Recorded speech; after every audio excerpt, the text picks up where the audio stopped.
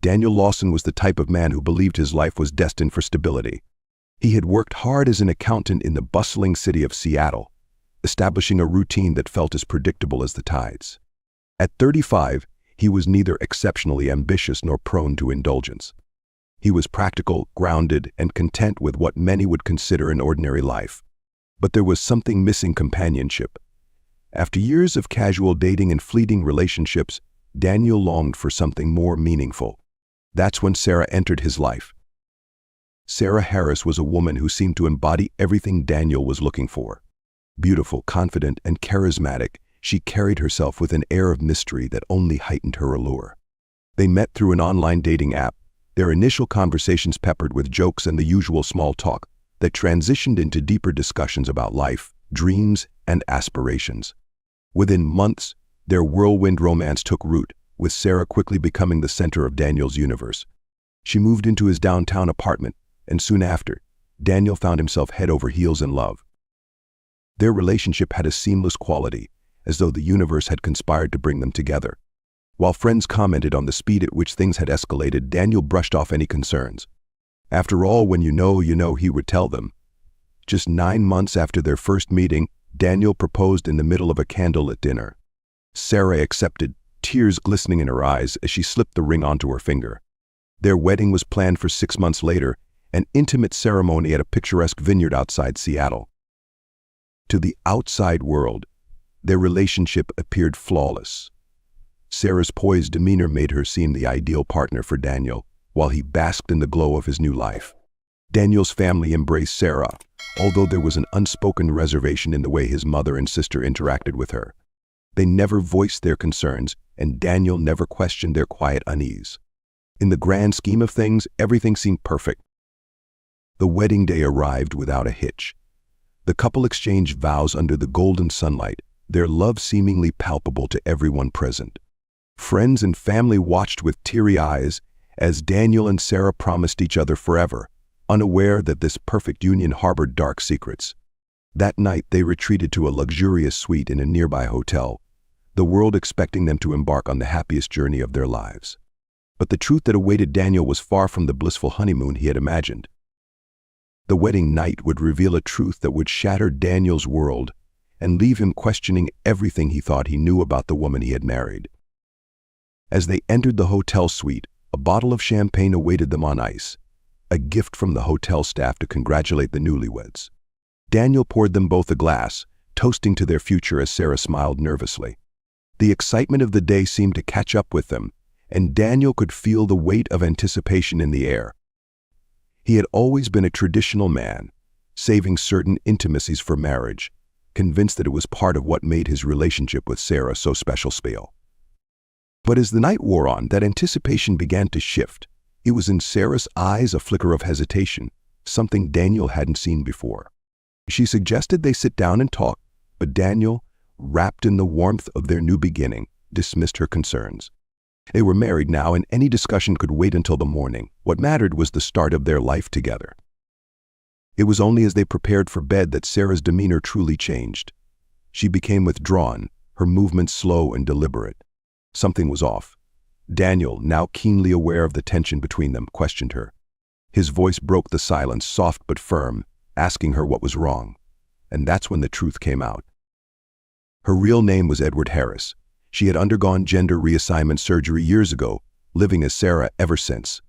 For the entire duration of their relationship, Sarah had carefully avoided revealing her past, believing that the love they shared would be enough to carry them through the revelation. But now, in the silence of the hotel room, the truth came rushing out in gasped sentences, as though it had been strangled by years of fear. Daniel stood motionless. He couldn't comprehend what he was hearing. In his mind, the woman he had loved, the woman he had vowed to spend his life with, suddenly ceased to exist. Rage, confusion, and disbelief surged through him in a flood of emotions. He demanded answers, his voice rising as Sarah Edward tried to explain. But in Daniel's mind, there was no explanation that could make sense of what had just been revealed. His fury took hold. In a blur of anger and betrayal, Daniel acted on impulse. He grabbed the nearest object, a heavy lamp, from the nightstand and struck Edward across the head. The force of the blow was sudden and brutal. Edward collapsed instantly, blood pouring from the wound as Daniel stood above him, shaking, his mind racing with disbelief at what he had done. The hotel suite fell into silence. The only sound was Daniel's labored breathing as he stared at the lifeless body of the person he had thought was his wife. In one catastrophic moment, Daniel's life had spiraled into chaos. Panic gripped him, and his mind immediately went into survival mode. He couldn't let anyone know what had happened. No one could find out the truth. Daniel's thoughts raced as he began to consider how to cover up the crime. His first instinct was to dispose of the body. If no one found Edward's remains, perhaps no one would ever know. He quickly began to clean up the scene, wiping down surfaces, gathering towels to soak up the blood, and dragging the body to the bathroom. He would need to figure out a way to get Edward out of the hotel without raising suspicion. But as Daniel's mind raced, he was unaware that the events of this night had already set in motion an investigation that would unravel everything he had worked to conceal. Detective Samuel Morris, a seasoned investigator with the Seattle Police Department, would soon be at the center of this unfolding mystery. Daniel Lawson worked frantically to erase any evidence of the violent act he had just committed. His hands trembled as he dragged Edward's lifeless body into the hotel bathroom, his mind spinning with panic and disbelief. Every fiber of his being was focused on survival, on avoiding the unthinkable consequences of what had just occurred. He refused to let his life, his career, his reputation be destroyed in a single, terrible night. In the bathroom, he filled the bathtub with water, his body moving automatically, as if on autopilot. He had no plan, only a desperate desire to hide the truth. He submerged the body, hoping somehow the water would make the cleanup easier, but the sight of Edward's bloodied face under the water only made the situation more gruesome. So Daniel's hand shook as he splashed water over the tiled floor, spreading the mess further in his frenzy. Hours passed. Daniel's attempts to clean were erratic and ineffective, driven by sheer panic rather than any coherent strategy. Towels soaked in blood littered the floor, the smell of iron and death permeating the air. Daniel gagged as he tried to wipe the blood from his hands and arms, but the stains clung to his skin. The wedding suite, once pristine and luxurious, was now a scene of horror, a macabre reflection of the night's events. Realizing he couldn't remove the body without drawing attention, Daniel shifted focus. His mind, racing for solutions, landed on the idea of making it look like Sarah, or rather Edward, had disappeared. And if he could stage a disappearance, perhaps he could delay the discovery of the truth long enough to figure out his next move. He stripped the body of its wedding dress, stuffing the bloodied garment into a hotel laundry bag. He knew the dress was a key piece of evidence, but he couldn't think clearly enough to dispose of it yet. Edward's phone was next. He opened it, deleting messages, clearing their call history, anything that might connect the two of them.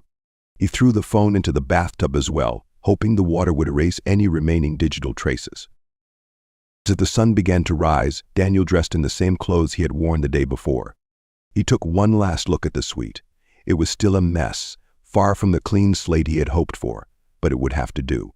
His mind could no longer process the details, consumed instead by a singular thought: escape. With a hastily packed bag, Daniel left the suite, his heart pounding as he made his way down the hotel corridor. He passed guests and hotel staff on his way to the parking garage, each glance from a stranger feeling like a direct accusation. He kept his head down, moving quickly toward his car, praying that no one had noticed anything unusual about his departure. By the time he reached the highway, Daniel had convinced himself that he could make this work. He would go home, act normal, and if anyone asked, Sarah had decided to leave him. Maybe she had cold feet. Maybe they had an argument. In time, people would stop asking questions. Or so he hoped. But deep down, Daniel knew he was only delaying the inevitable. This wasn't something that would simply go away. For now, all Daniel could do was hope. But what he didn't know was that Edward's disappearance was already raising suspicion, and the hotel staff had already reported an unusual amount of blood found in the wedding suite. His carefully laid plans were starting to unravel before he even had the chance to see them through. Detective Samuel Morris was used to receiving early morning phone calls, but the one he received that day was different. A seasoned detective with the Seattle Police Department, Morris had seen his share of domestic disputes, violent crimes, and missing persons cases, but something about this call immediately struck him as odd. The report came from a hotel on the outskirts of the city, where an unusual scene had been discovered in a suite booked for a wedding night. A maid, arriving early to clean the room after the newlyweds had checked out, found blood-stained towels, a torn wedding dress, and the remnants of what appeared to be a violent struggle. The guest, a woman named Sarah Lawson, was nowhere to be found. Morris arrived at the scene within the hour, his instincts already telling him that this wasn't just a case of a runaway bride. The hotel room bore the unmistakable signs of a cover-up, poorly concealed bloodstains on the floor, a bathroom that smelled heavily of bleach, and the absence of any belongings typically left behind after a sudden departure. He could feel the tension in the air, the weight of something far more sinister than a bride with cold feet. As Morris and his team began their initial examination, they discovered something even more alarming. Submerged in the bathtub, they found a wedding ring and a phone, both heavily damaged by water. Whoever had tried to clean the scene hadn't been thorough, which only deepened Morris's suspicion that this was more than just a hasty exit. Interviews with the hotel staff revealed that Sarah and her husband, Daniel Lawson, had been seen together the previous night, celebrating their wedding with champagne in the hotel bar. There had been no indication of trouble. The maid who discovered the room reported a single disturbing detail: the bed hadn't been slept in. Morris knew that time was of the essence. He issued a missing persons report for Sarah Lawson and began digging into her background. It wasn't long before inconsistencies in Sarah's life story began to emerge. There were no records of a Sarah Harris in Seattle before her relationship with Daniel. Even more curiously, her past seemed entirely fabricated, almost as if she had appeared out of nowhere. That's when Morris received a tip that would shift the investigation entirely. A former acquaintance of Sarah's reached out to the police after seeing the news about her disappearance. He revealed that Sarah wasn't who she claimed to be. She was Edward Harris, a man who had transitioned years prior and had been living under a new identity ever since. This revelation turned the case on its head. Now, instead of a missing bride, Morris was looking at a much darker scenario. Had Daniel discovered the truth about his wife's identity on their wedding night? And if so, what had he done in response? The detective's mind raced as he pieced together the possibilities. This wasn't just a disappearance, it was likely the cover-up of a murder. Morris knew that tracking down Daniel was now his top priority. If Sarah, or rather Edward, was dead, then Daniel Lawson was a man on the run. Morris's years of experience told him that Daniel wouldn't get far. Men like him, driven by rage and fear, often made mistakes in the heat of the moment. All Morris needed to do was find the cracks in Daniel's story. The investigation had only just begun, but already the detective could feel the weight of the truth lurking beneath the surface. Detective Samuel Morris stood at the center of the now cordoned-off hotel suite, staring at the mess that Daniel Lawson had left behind.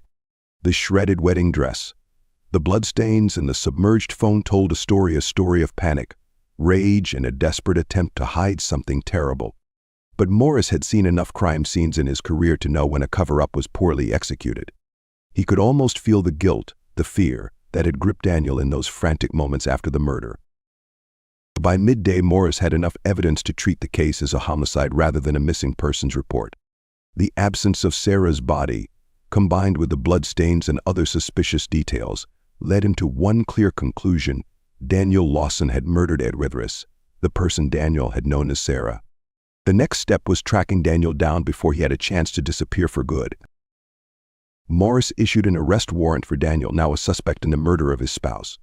The first order of business was to alert airports, train stations, and border control agencies in case Daniel tried to flee the state or the country.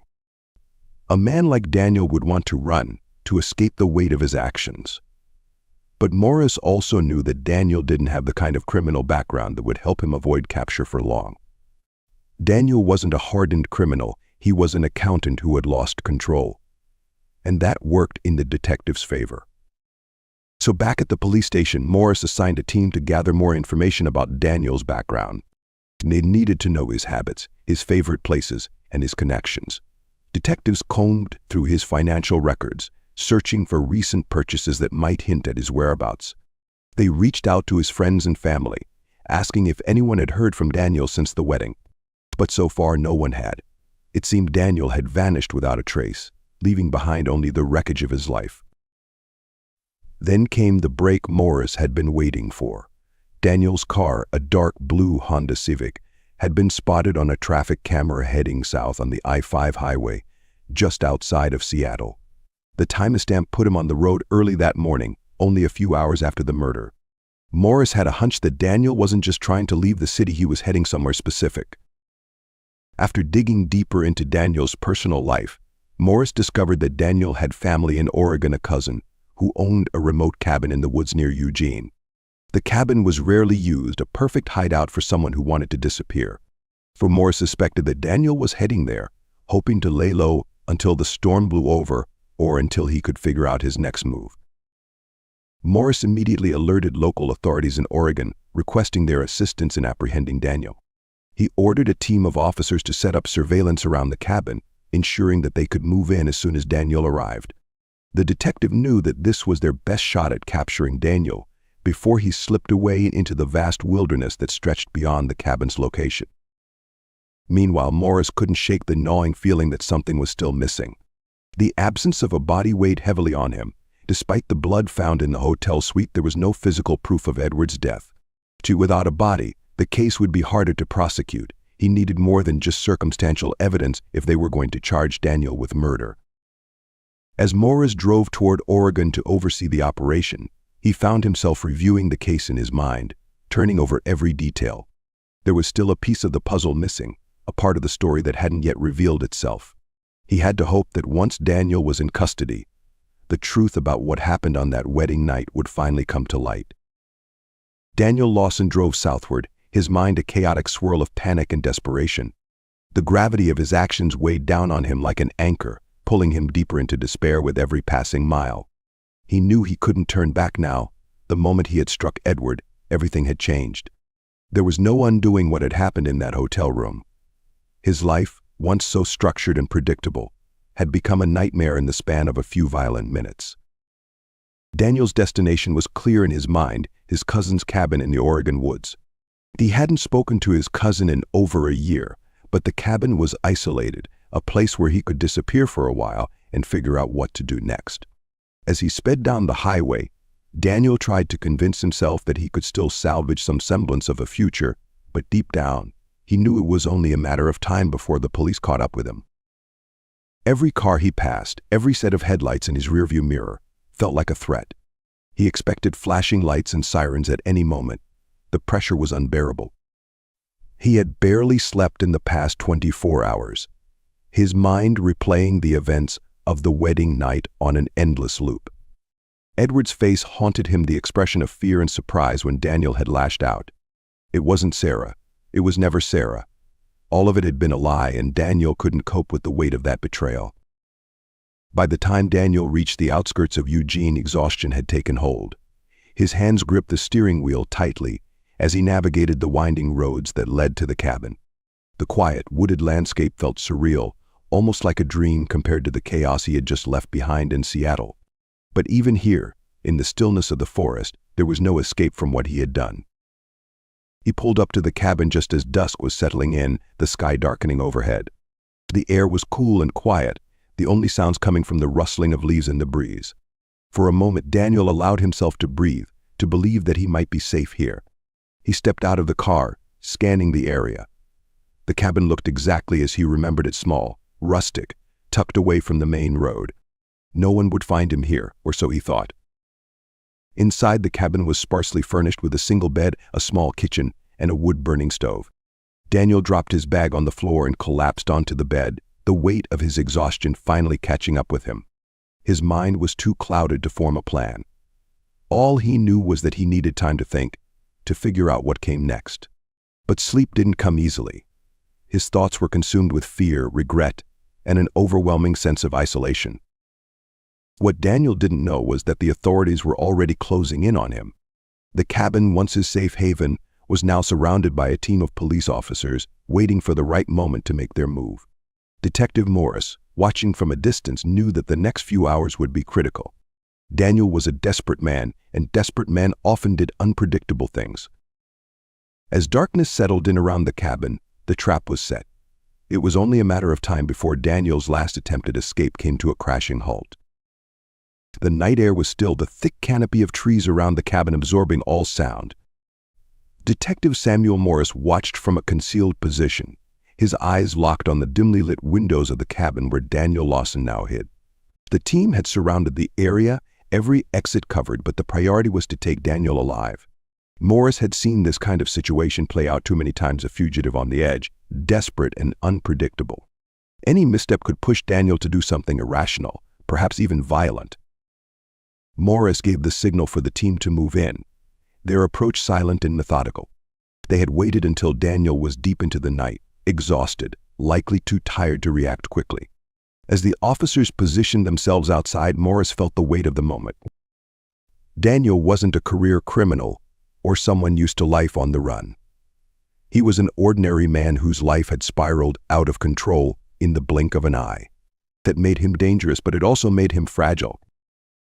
The first sound Daniel heard was the soft thud of footsteps on the cabin's porch. Groggy and disoriented, he jolted awake. His heart hammered in his chest as he instinctively reached for the door, but before he could make it, the unmistakable sound of someone pounding on the wood echoed through the room. "Daniel Lawson, this is the Seattle Police Department. Come out with your hands up." The voice was firm, unyielding, cutting through the stillness. Panic surged through Daniel's body. His first instinct was to run, but there was nowhere to go. The walls seemed to close in around him as the reality of the situation became clear. He was trapped. For a moment, Daniel hesitated, his mind racing. Could he negotiate? Could he somehow explain what had happened and convince them it was all a terrible accident? He imagined the headlines, the courtrooms, the prison sentences that awaited him. His future, everything he had built, was gone. His entire life had collapsed in a single, irreversible moment. The pounding on the door grew louder, more insistent. "Daniel, we know you're in there, but don't make this harder than it has to be." Sweat poured down his face as he realized there was no way out. His thoughts scrambled between surrendering and doing something drastic, but in his heart, Daniel knew he was too tired to fight anymore. His limbs felt heavy, weighed down by the events of the last 48 hours. Slowly, he moved toward the door, his movements sluggish, resigned. With trembling hands, Daniel opened the door. He blinked against the glare of the flashlight beams aimed at his face. Several officers stood in front of him, weapons drawn but pointed downward. There was no escaping this. He raised his hands, his voice barely above a whisper as he muttered, "I'm sorry, I didn't mean to." Detective Morris, standing just behind the officers, stepped forward. He studied Daniel carefully, noting the exhaustion etched into his face, the weariness in his posture. There was no bravado, no resistance, just a broken man caught in the aftermath of his own choices. "Daniel Lawson, you're under arrest for the murder of Edward Harris," Morris said, his voice calm but authoritative. "Anything you say can and will be used against you in a court of law." The words washed over Daniel like an ocean wave, but he barely registered them. As the handcuffs clicked around his wrists, he felt his body go numb. It was over. The finality of it settled into his bones as the officers led him away, leaving behind the isolated cabin that had been his last hope of escape. Morris watched as Daniel was placed into the back of a police car, his mind already racing ahead to the next steps in the investigation. There would be an interrogation, a trial, and eventually the truth about what had really happened in that hotel suite would come out. But for now, Morris felt a grim sense of satisfaction. The hunt was over, and the suspect was in custody. The trial of Daniel Lawson captured the attention of the entire city. What began as a high-profile murder case soon revealed layers of complexity that neither the media nor the public had anticipated. For weeks, reporters dissected every detail of the case, the scandalous nature of Edward Harris's hidden identity and Daniel's violent reaction making it a subject of nationwide fascination. As the courtroom filled each day, Detective Samuel Morris sat quietly in the back, observing the proceedings. He had been instrumental in bringing Daniel to justice, but there was still much to uncover about that fateful night. The prosecution laid out their case meticulously, detailing how Daniel had killed Edward in a fit of rage after discovering the truth about his spouse's gender identity.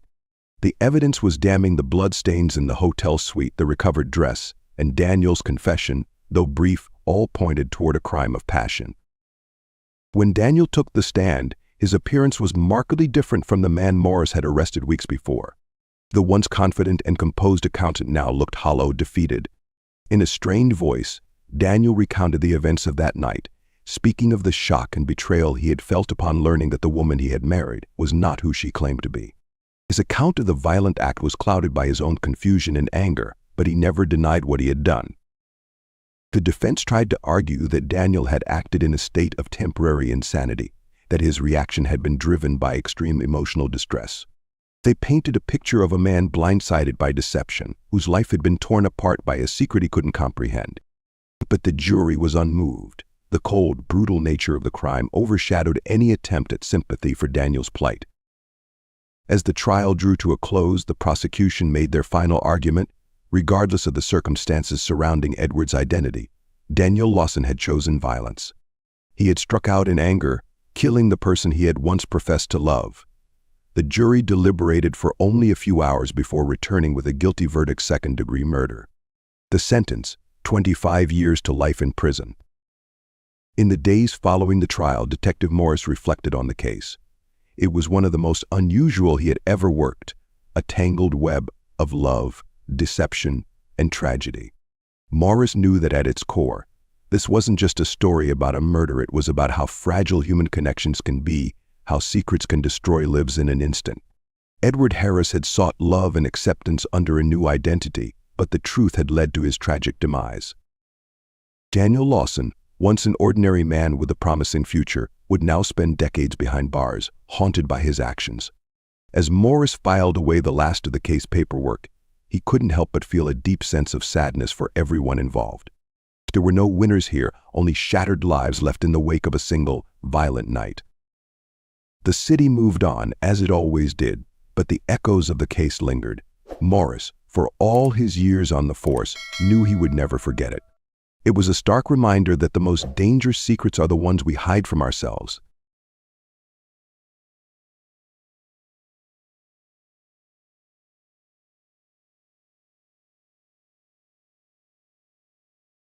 In the quiet town of Neal, Illinois, October 4, 1999, would forever be marked as the day innocence was shattered. Linda Hart, a beloved figure within the small community, had built a reputation as a kind-hearted woman. She worked tirelessly at the local library, where she could often be seen recommending books or planning fundraising events. Known for her empathy and selflessness, Linda frequently organized charity drives, focusing on assisting struggling families around Neal. To most, she was the heart of the town, embodying compassion and stability. But within her own home, the picture was far more complicated than her neighbors could have imagined. Linda's marriage to Thomas Hart, a former military officer, seemed strong from an outsider's view. Thomas, however, led a double life. Behind the facade of a devoted husband, he was entangled in a secret affair with Margaret Davis, a prominent businesswoman with a relentless ambition and influence. Margaret wasn't merely interested in the thrill of an affair, she had aspirations beyond her financial success. Margaret saw Thomas not as a companion, but as a means to an end, and she was willing to push him far beyond the bounds of loyalty to achieve her ends. When Linda was found dead in her home, the circumstances around her death were as unsettling as they were brutal. Her body was discovered by her youngest son, Jake, who arrived home from school only to stumble upon the horrific scene. Evidence at the crime scene hinted at a violent struggle. Blood spattered the modest furnishings of the Hart residence, and the signs of forced entry suggested that Linda's death was not an accident. Within hours, the police were on site, and the gravity of the murder rippled through Neal, leaving its citizens anxious and fearful. Detective John Whittaker, a seasoned investigator known for his meticulous approach to solving even the most cryptic cases, was assigned to lead the investigation. Whittaker's reputation preceded him, with years of service and a keen eye for unraveling convoluted schemes. As he examined the scene, one thing became abundantly clear: Linda's death was not the work of a lone intruder. Whoever was responsible had orchestrated this murder with chilling precision, leaving minimal evidence and few immediate leads. However, as Whittaker delved deeper, he began uncovering peculiar traces: footprints in the muddy garden outside, a partially used pack of cigarettes left near the back door, and most notably, a faint scent of unfamiliar perfume that lingered near the entrance. These seemingly minor details hinted at more than a random act of violence. They suggested careful planning and intent. Detective Whittaker knew he was dealing with something far more layered than a simple home invasion. Days passed, and the investigation intensified. Interviews with friends, family, and acquaintances painted a picture of Linda's life, yet the cracks in her marriage started to reveal themselves. Soon, an unexpected detail emerged: Thomas Hart's affair with Margaret Davis. This discovery not only shocked the town but also laid the foundation for a deeper probe. Whitaker's suspicions were aroused further when phone records showed frequent, late-night calls between Thomas and Margaret, particularly in the days leading up to Linda's murder. Neil's peaceful veneer was beginning to fracture, revealing the darker motives that had festered beneath the surface. As Whitaker delved into the couple's financial records, an unsettling pattern emerged. Unexplained withdrawals and sudden transfers traced back to accounts linked to Margaret, and Thomas's spending habits raised eyebrows. The paper trail was faint but visible to an investigator with Whitaker's experience. These suspicious transactions suggested that a financial relationship, possibly one tied to a sinister plan, was in motion. It became increasingly apparent that Margaret was not simply Thomas's mistress. She was a manipulative force, perhaps even the architect of a scheme aimed at eliminating Linda from the picture altogether.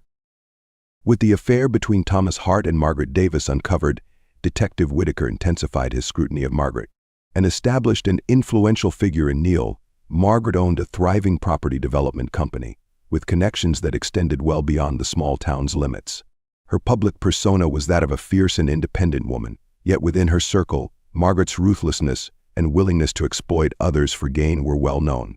To those she could not control, she posed a formidable threat, known for using intimidation to get her way. Whitaker had begun to suspect that Linda's murder was the product of a carefully crafted plan, driven by a motive far more complex than jealousy. Margaret's manipulation of Thomas was deeply rooted in control.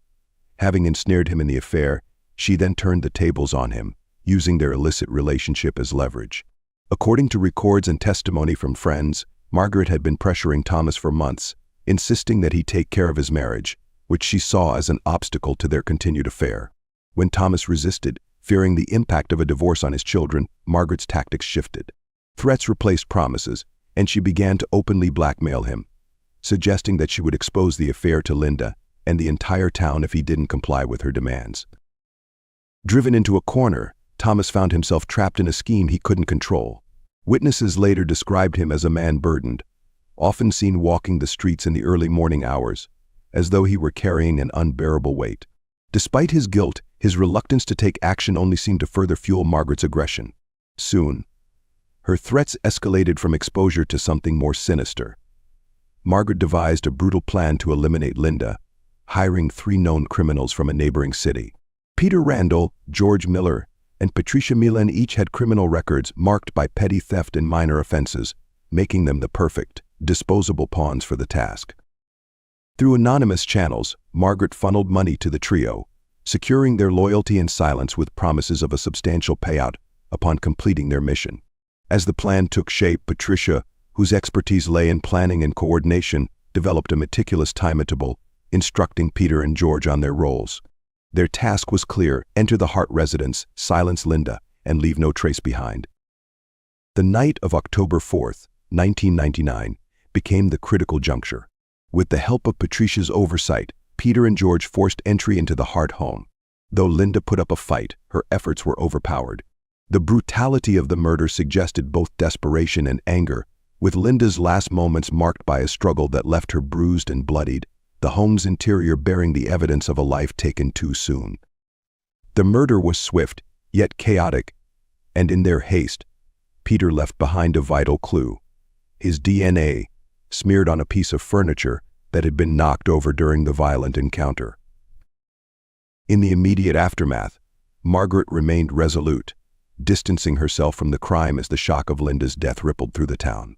She calculated her every move, certain that her connections and planning would shield her from suspicion. But Detective Whitaker, armed with intuition and persistence, sensed the underlying threads of a conspiracy, and he knew it was only a matter of time before he could connect the evidence to those responsible. The pieces were there, hidden beneath layers of deceit, waiting to expose the culprits. Detective Whitaker's patience and attention to detail were legendary, and as he sifted through the mounting evidence, he grew more convinced that Margaret Davis was not only involved but was orchestrating events from a distance. Initial DNA samples taken from the crime scene were rushed to the forensics lab, and within days, results identified Peter Randall, as a match. His criminal history, paired with his connection to known associates of Margaret Davis, painted a compelling picture of conspiracy. Phone records and financial transactions became the core of Whitaker's investigation. Margaret's seemingly airtight plan began to crack as Whitaker and his team unearthed a series of bank transfers originating from a shell account under Margaret's control. These transactions aligned suspiciously with Linda's murder, particularly one transfer made directly to Patricia Milan's account, only days before the killing. This single piece of evidence placed Margaret's involvement beyond reasonable doubt. It was clear that she had funded Linda's murder. As Whitaker probed deeper, he found that Margaret had taken elaborate steps to keep her tracks covered, but small inconsistencies began to surface. Phone records showed that Thomas had been receiving late-night calls from Margaret around the time Linda's murder was being planned, a time when he claimed he had been attempting to distance himself from her. Yet the tone and frequency of these calls suggested something different, a tightening grip on a man unraveling under pressure. Thomas, meanwhile, had grown paranoid. Colleagues and neighbors noticed his increasingly erratic behavior, which suggested an inner turmoil that no amount of composure could hide. Whitaker seized on Thomas's vulnerability, pulling him in for questioning as an informal witness. During the interview, Thomas appeared fraught with nerves, his responses evasive. The detective noted every tremor, every hesitant glance. Beneath his exterior, Thomas was breaking under the weight of guilt, yet he stopped short of directly implicating Margaret, perhaps out of fear, or perhaps loyalty. But Whitaker sensed that the truth was slipping closer to the surface with each passing day. Days turned into weeks, and Whitaker's team uncovered damning evidence that solidified the connection between Margaret and the hired perpetrators. Security camera footage from an ATM showed Patricia Milan making a withdrawal just hours before Linda's murder, a withdrawal that matched the sum wired from Margaret's account. The timeline of transactions, combined with the physical evidence, formed a damning portrait of a premeditated crime with Margaret at its helm. As each new piece of evidence surfaced, the town of Neal braced itself for the fallout, realizing that the prominent and once respected Margaret Davis might have orchestrated the tragic murder of one of their own. With the evidence stacking up against Margaret and her hired accomplices, Detective Whitaker began the arrests. First to be detained was Peter Randall, whose DNA placed him directly at the crime scene. His arrest was swift and silent. He was picked up from his dilapidated apartment in a nearby city, handcuffed and whisked away before he had time to resist. During his interrogation, Peter remained stoic, refusing to speak beyond confirming his name. But the evidence against him was undeniable: his DNA on the furniture, his bank records linking him to Margaret's transfers, and his known associations with both Patricia and George. George Miller was apprehended next. Unlike Peter, George was visibly shaken when detectives arrived at his workplace. Known for his minor criminal exploits, George was unaccustomed to high-stakes crime and quickly crumbled under pressure. During his initial questioning, he repeatedly mentioned Patricia Milan, casting her as the one who called the shots and managed the details of the crime. Although he did not implicate Margaret directly, his statements provided a critical insight into the hierarchy within their operation. Detective Whitaker knew that Patricia Milan would be the toughest to break. As the alleged coordinator of the murder, Detective Whitaker knew that Patricia Milan would be the toughest to break. As the alleged coordinator of the murder, she was smart, calculated, and well-versed in keeping her dealings hidden. When the police finally located her in a rented apartment outside of Neal, Patricia didn't resist arrest, but her cold demeanor indicated a confidence that rattled even seasoned officers. She met Whitaker's questions with indifference, responding only in clipped, vague answers that revealed little. However, as the pieces of the investigation closed in on her, Patricia's resolve began to falter. In a crucial breakthrough, Whitaker obtained an encrypted notebook from Patricia's belongings, a carefully coded ledger that, once decoded, revealed payment schedules and references to tasks. Though cryptic, one entry had a date matching Linda's murder, along with notes about payments to P&G, believed to be Peter and George. With this evidence in hand, Whitaker was certain he now had Margaret's direct chain of communication with her hired criminals. The ledger linked Patricia to Margaret, and the final puzzle pieces began to fit together. The arrests of Peter, George, and Patricia sent shock waves through Neal, and people could hardly believe that someone as prominent as Margaret Davis could be at the center of such a horrific crime. But as more information trickled into the public eye, whispers grew louder. People recalled the subtle tension between Margaret and Linda, the strange way Margaret's business interests often veered into morally questionable territory. Speculations brewed over how deep her connections went and why Thomas had allowed himself to become tangled in Margaret's schemes. The air was thick with anxiety, as if the whole town were watching the case unfold in slow motion, their trust shattered in someone they once held in high esteem. Detective Whittaker knew it was time to move on Margaret herself, the alleged mastermind. He arrived at her office with an arrest warrant in hand, accompanied by 2 officers. Margaret maintained her composure, smiling politely at Whittaker as if this were merely an inconvenience.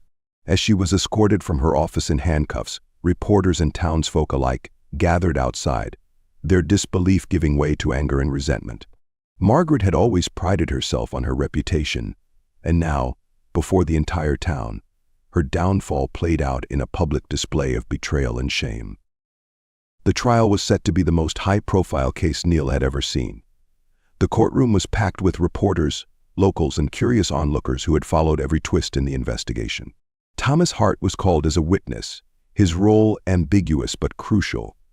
He looked haggard, years older than his actual age, and the weight of the guilt was visible in his demeanor.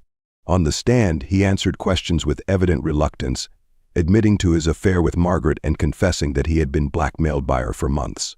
However, he insisted he had never intended for any harm to come to his wife, describing his role as a passive one, albeit complicit by silence. The prosecution used Thomas's testimony to establish Margaret as the driving force behind Linda's murder. Margaret, they argued, manipulated Thomas into dependence, weaving him into her schemes until he was too compromised to back out. They painted her as a woman who saw people as pawns, each used to further her own agenda. Margaret's defense team, however, claimed that there was no direct evidence linking her to the crime, asserting that she had merely had a relationship with Thomas and nothing more. However, the prosecution's case grew stronger with each witness, particularly Patricia Milan, who had ultimately struck a deal in exchange for a reduced sentence. Patricia revealed details of the planning stages of the murder, implicating Margaret as the one who had orchestrated every step. According to Patricia, Margaret's hold over Thomas was chilling. She described Margaret as a master manipulator who threatened, coerced, and intimidated anyone who dared cross her. Patricia's testimony, combined with the financial records and evidence from the crime scene, made it nearly impossible for Margaret's defense team to dismantle the prosecution's argument. Finally, Whittaker presented the crucial ledger found in Patricia's possession. As the prosecution laid out each detail, the audience could see the meticulous planning that went into the crime, leaving no doubt that this was no crime of passion but a calculated, heartless act. The court listened in silence, and Margaret, for the first time, appeared shaken, her facade crumbling under the weight of undeniable evidence. By the trial's end, the outcome seemed inevitable. Margaret was found guilty of first-degree murder and sentenced to life without parole, ordered to pay restitution to the Hart family. Peter Randall received a life sentence, while George Miller received 25 years due to his cooperation and lesser role. Patricia Milan, instrumental in exposing the plot, was sentenced to 40 years, with the possibility of parole after 25. The trial's end marked a close to a harrowing chapter for the town of Neil, yet its scars ran deep. Linda's family mourned, not only her tragic death but the destruction of their family at the hands of deceit and greed. As for Detective Whittaker, he returned to his routine, but his role in exposing this tragedy became a part of his legacy, a case that would serve as a warning and a lesson in training programs across Illinois. In the aftermath, Linda's law was passed, tightening penalties on harassment and establishing new protective measures for victims of blackmail and coercion. The courtroom verdict might have closed the legal chapter of Linda Hart's murder, but for the residents of Neil, Illinois, the effects of the crime continued to linger like a dark shadow over the town. As the news of Margaret's sentencing settled in, people in Neil found themselves grappling with feelings of betrayal, anger, and disbelief. Margaret Davis, a woman who had once embodied success and prestige, was now a convicted murderer, stripped of her reputation and left to face life in prison. In the weeks that followed, conversations at local cafes and church gatherings circled endlessly around the case. The townsfolk who had once admired Margaret's business success and charm now looked back and questioned everything they thought they knew about her. Parents warned their children to steer clear of ambition without compassion, and Margaret's family, humiliated and shunned, eventually left Neil altogether. Her estate, which had once been the centerpiece of her influence, went up for sale, attracting sightseers more than buyers. Thomas Hart, meanwhile, struggled to rebuild his life, burdened by the consequences of his actions. His job at the local mechanic shop became his only solace, though his interactions with co-workers and customers were now clouded by distrust. His two children, especially Jake the youngest who had found Linda's body, were left with deep psychological scars. Friends and neighbors distanced themselves from Thomas, seeing him not as a victim of manipulation, but as a complicit. When Margaret had spun, the Hart family, once admired, became a tragic emblem of betrayal and shattered innocence, their lives forever marred by choices that had been so far beyond their control. Detective John Whittaker moved on to new cases, but he couldn't shake the weight of this one. Linda Hart's murder had been one of the most intricate and heart-wrenching cases of his career, a textbook example of how manipulation could escalate into horror. It changed him, bringing a new level of vigilance and skepticism to his work. His detailed notes and reports from the case would later serve as a basis for training materials in police academies across Illinois, a reminder to law enforcement officers of how even small-town crimes could conceal layers of planning and premeditation. The tragedy of Linda Hart's murder reverberated far beyond Neal's town limits. In the months after the trial, Illinois lawmakers began discussions around a new piece of legislation, inspired by the manipulation and coercion that had ultimately led to Linda's death.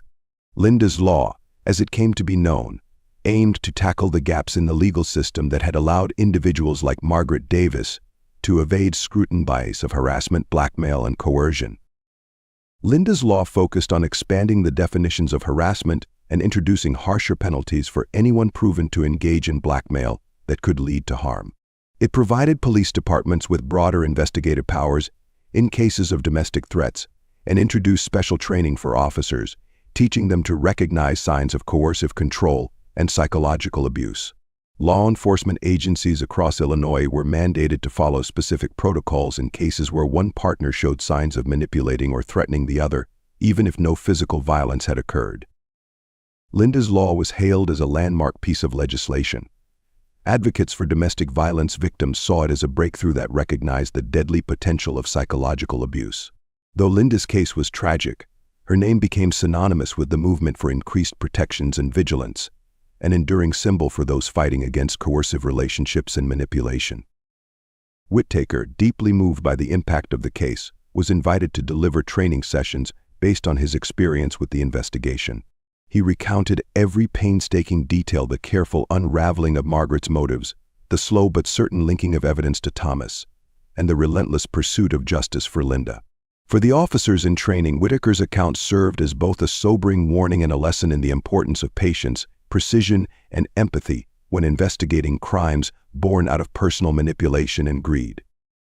For Neal's community, Linda's Law represented not only the legacy of a cherished woman, but a hope that no other family would have to endure betrayal that had destroyed the Harts.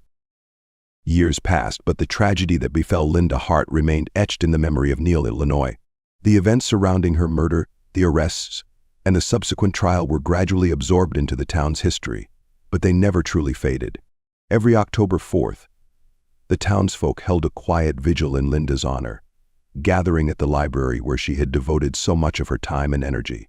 Surrounded by flowers, candles, and quiet reflections, Linda's legacy as a compassionate soul dedicated to her community endured. Thomas Hart, still living in Neal, lived a quiet and solitary life, working odd jobs and carrying the burden of a past he could never fully escape. His children, especially Jake, bore their own scars. Jake had struggled to reconcile the loss of his mother and the bitter truth about his father's role in it. After years of therapy and moving away for school, he eventually found peace, though it took time and distance from Neal to heal. Jake rarely returned to the town, but he never missed sending flowers to the vigil each October. Margaret Davis's life sentence brought some solace to the Hart family, but for those who had known her, the memory of her betrayal served as a lesson in the dangers of unchecked ambition and manipulation. Her case continued to be studied by criminologists and psychologists alike, her calculated actions illustrating the darkness that could lie beneath a charming exterior. She remained in prison, a figure of both infamy and caution, rarely seeing visitors or making any contact with the outside world. In time, even her family distanced themselves, eager to escape the shadow of her crimes. Detective John Whitaker continued his career with a newfound commitment to understanding and addressing the nuances of psychological abuse and manipulation.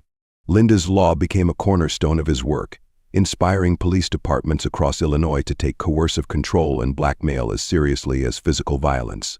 Whitaker retired a decade after Linda's case, but he remained involved in police training, using her story to teach younger officers the importance of seeing beyond the surface in every case.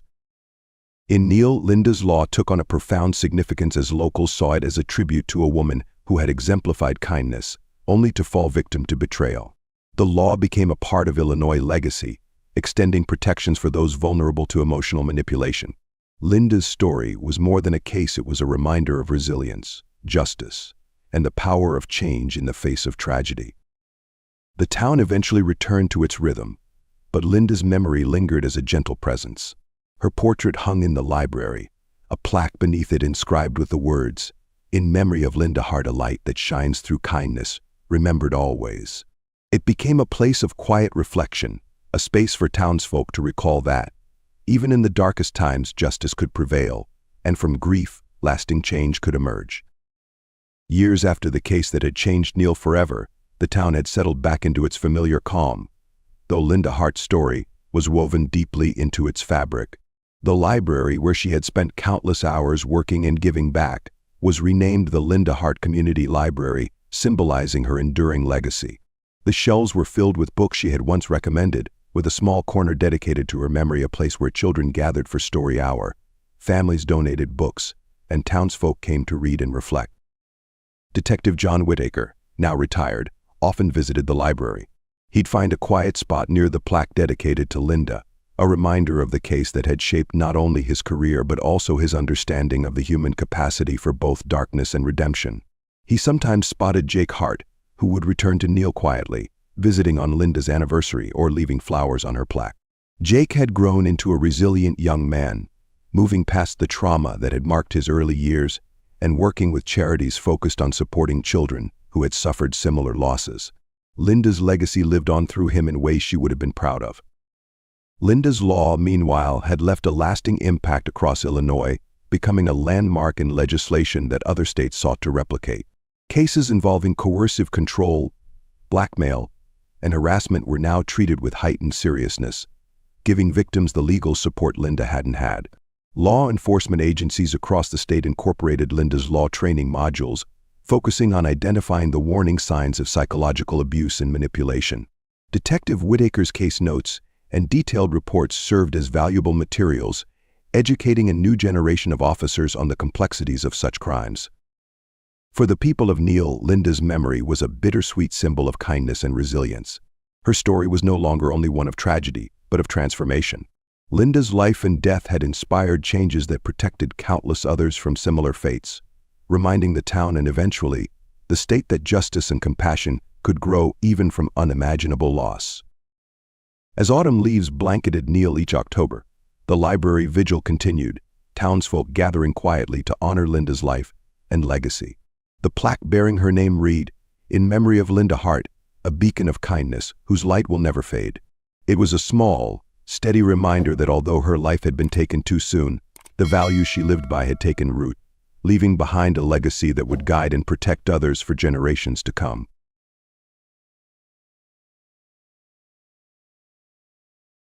Victoria Hale was known throughout Seattle's elite circles as the picture of success. A striking woman in her early 40s, she had it all: beauty, wealth, and a string of successful business ventures. Her life looked like the perfect story of a woman who climbed the ladder of success.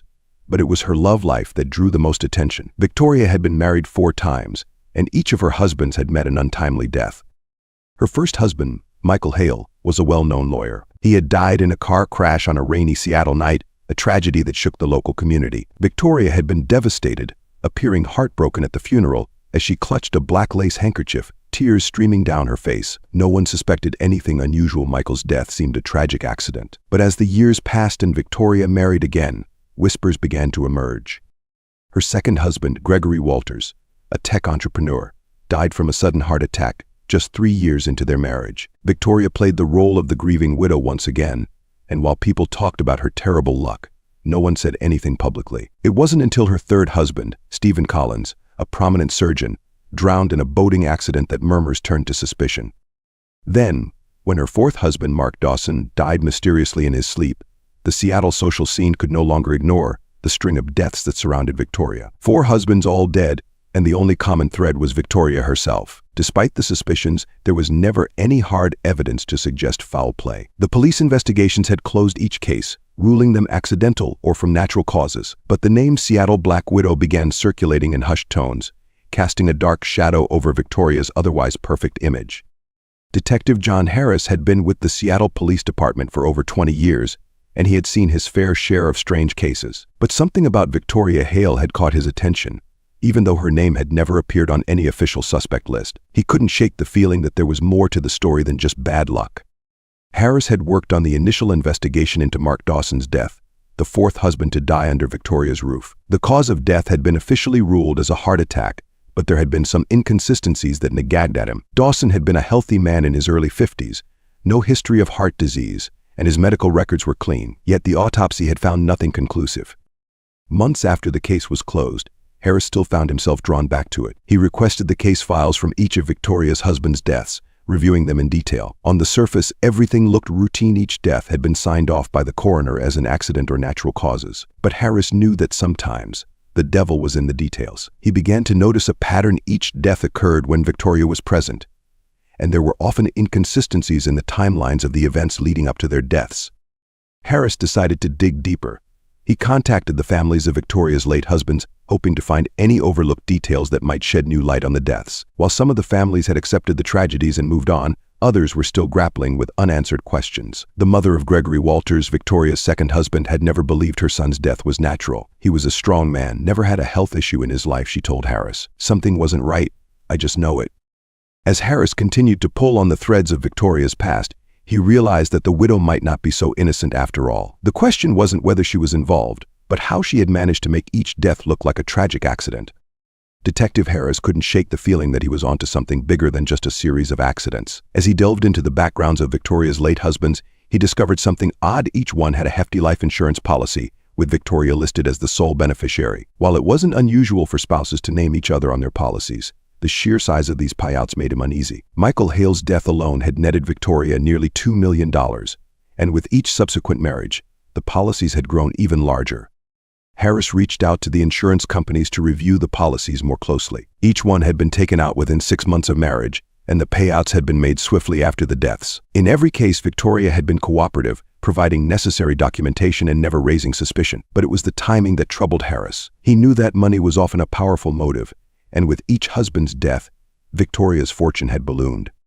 Still, nothing directly tied her to the deaths. Without solid evidence, the suspicions remained just that, suspicions. Harris needed something concrete, something that could reopen the cases and launch a formal investigation. He began to wonder if anyone from Victoria's inner circle might know more. If she had committed these crimes, surely someone would have noticed something. Harris decided to pay a visit to Claire Livingston, Victoria's personal assistant for the past 10 years. Claire had been by Victoria's side through all 4 marriages and had seen firsthand the aftermath of each tragedy. She was quiet, loyal, and fiercely protective of her boss, but Harris hoped he could get her to open up.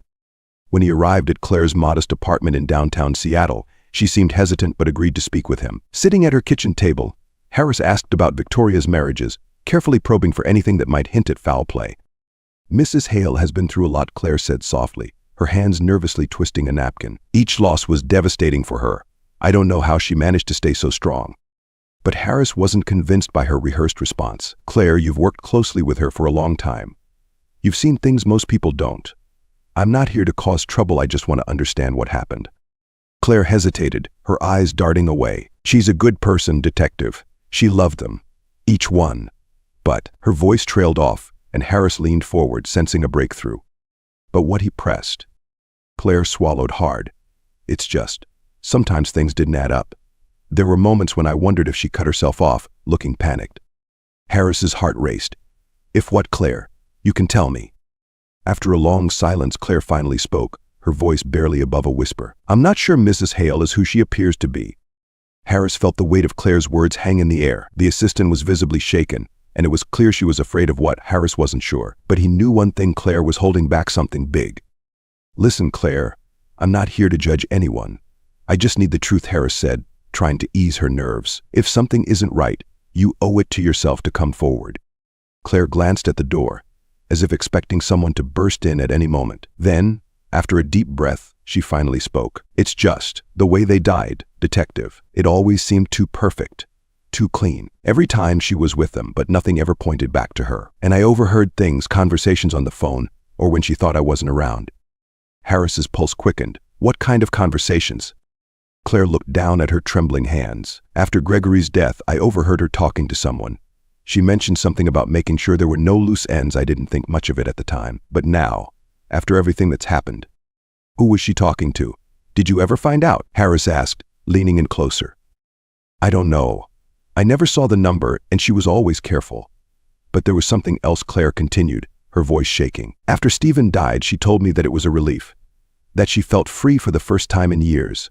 That's when I started to get scared."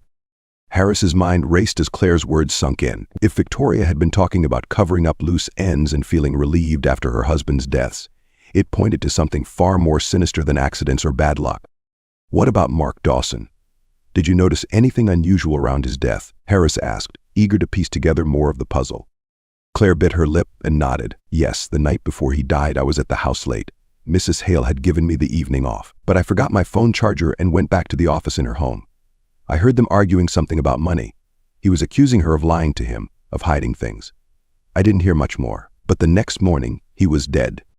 Harris sat back, his mind spinning. This was the break he needed: witnesses, phone calls, and arguments that painted a much darker picture of Victoria Hale than the grieving widow the public knew. But he still needed more, something undeniable to build a base. "Claire, if you're willing to help, we can take this further. We can protect you," Harris said, his tone firm but reassuring. Claire's eyes were filled with fear, but she nodded slowly. "I don't want to be part of this anymore, Detective. I'll tell you everything." With Claire's newfound cooperation, Detective Harris felt the tide turning. The information she had provided gave him a much clearer picture of what might have been happening behind closed doors. But he still needed hard evidence to build a case. He couldn't take down someone as powerful and well-connected as Victoria Hale with just suspicions and overheard conversations. He needed something solid. Claire agreed to hand over any records she had access to: emails, phone logs, anything that might show a trail of Victoria's suspicious activities. In the meantime, Harris decided to dig deeper into the financial side of things. He reached out to a forensic accountant within the department, asking him to comb through Victoria's finances over the last decade. If there was one thing Harris knew, it was that money leaves a trail, and people often make mistakes when they think no one is looking. A week later, Harris received the call he had been waiting for. The accountant had uncovered something troubling. "John, we found multiple offshore accounts linked to Victoria," the accountant said, his voice tense. "Millions of dollars have been funneled into these accounts shortly after each of her husband's deaths." Harris felt a chill run down his spine. This was it, the smoking gun he had been hoping for. Victoria had been careful to avoid suspicion, but even she couldn't hide the flow of money. The life insurance payouts, coupled with large sums of money being transferred to hidden accounts, painted a damning picture.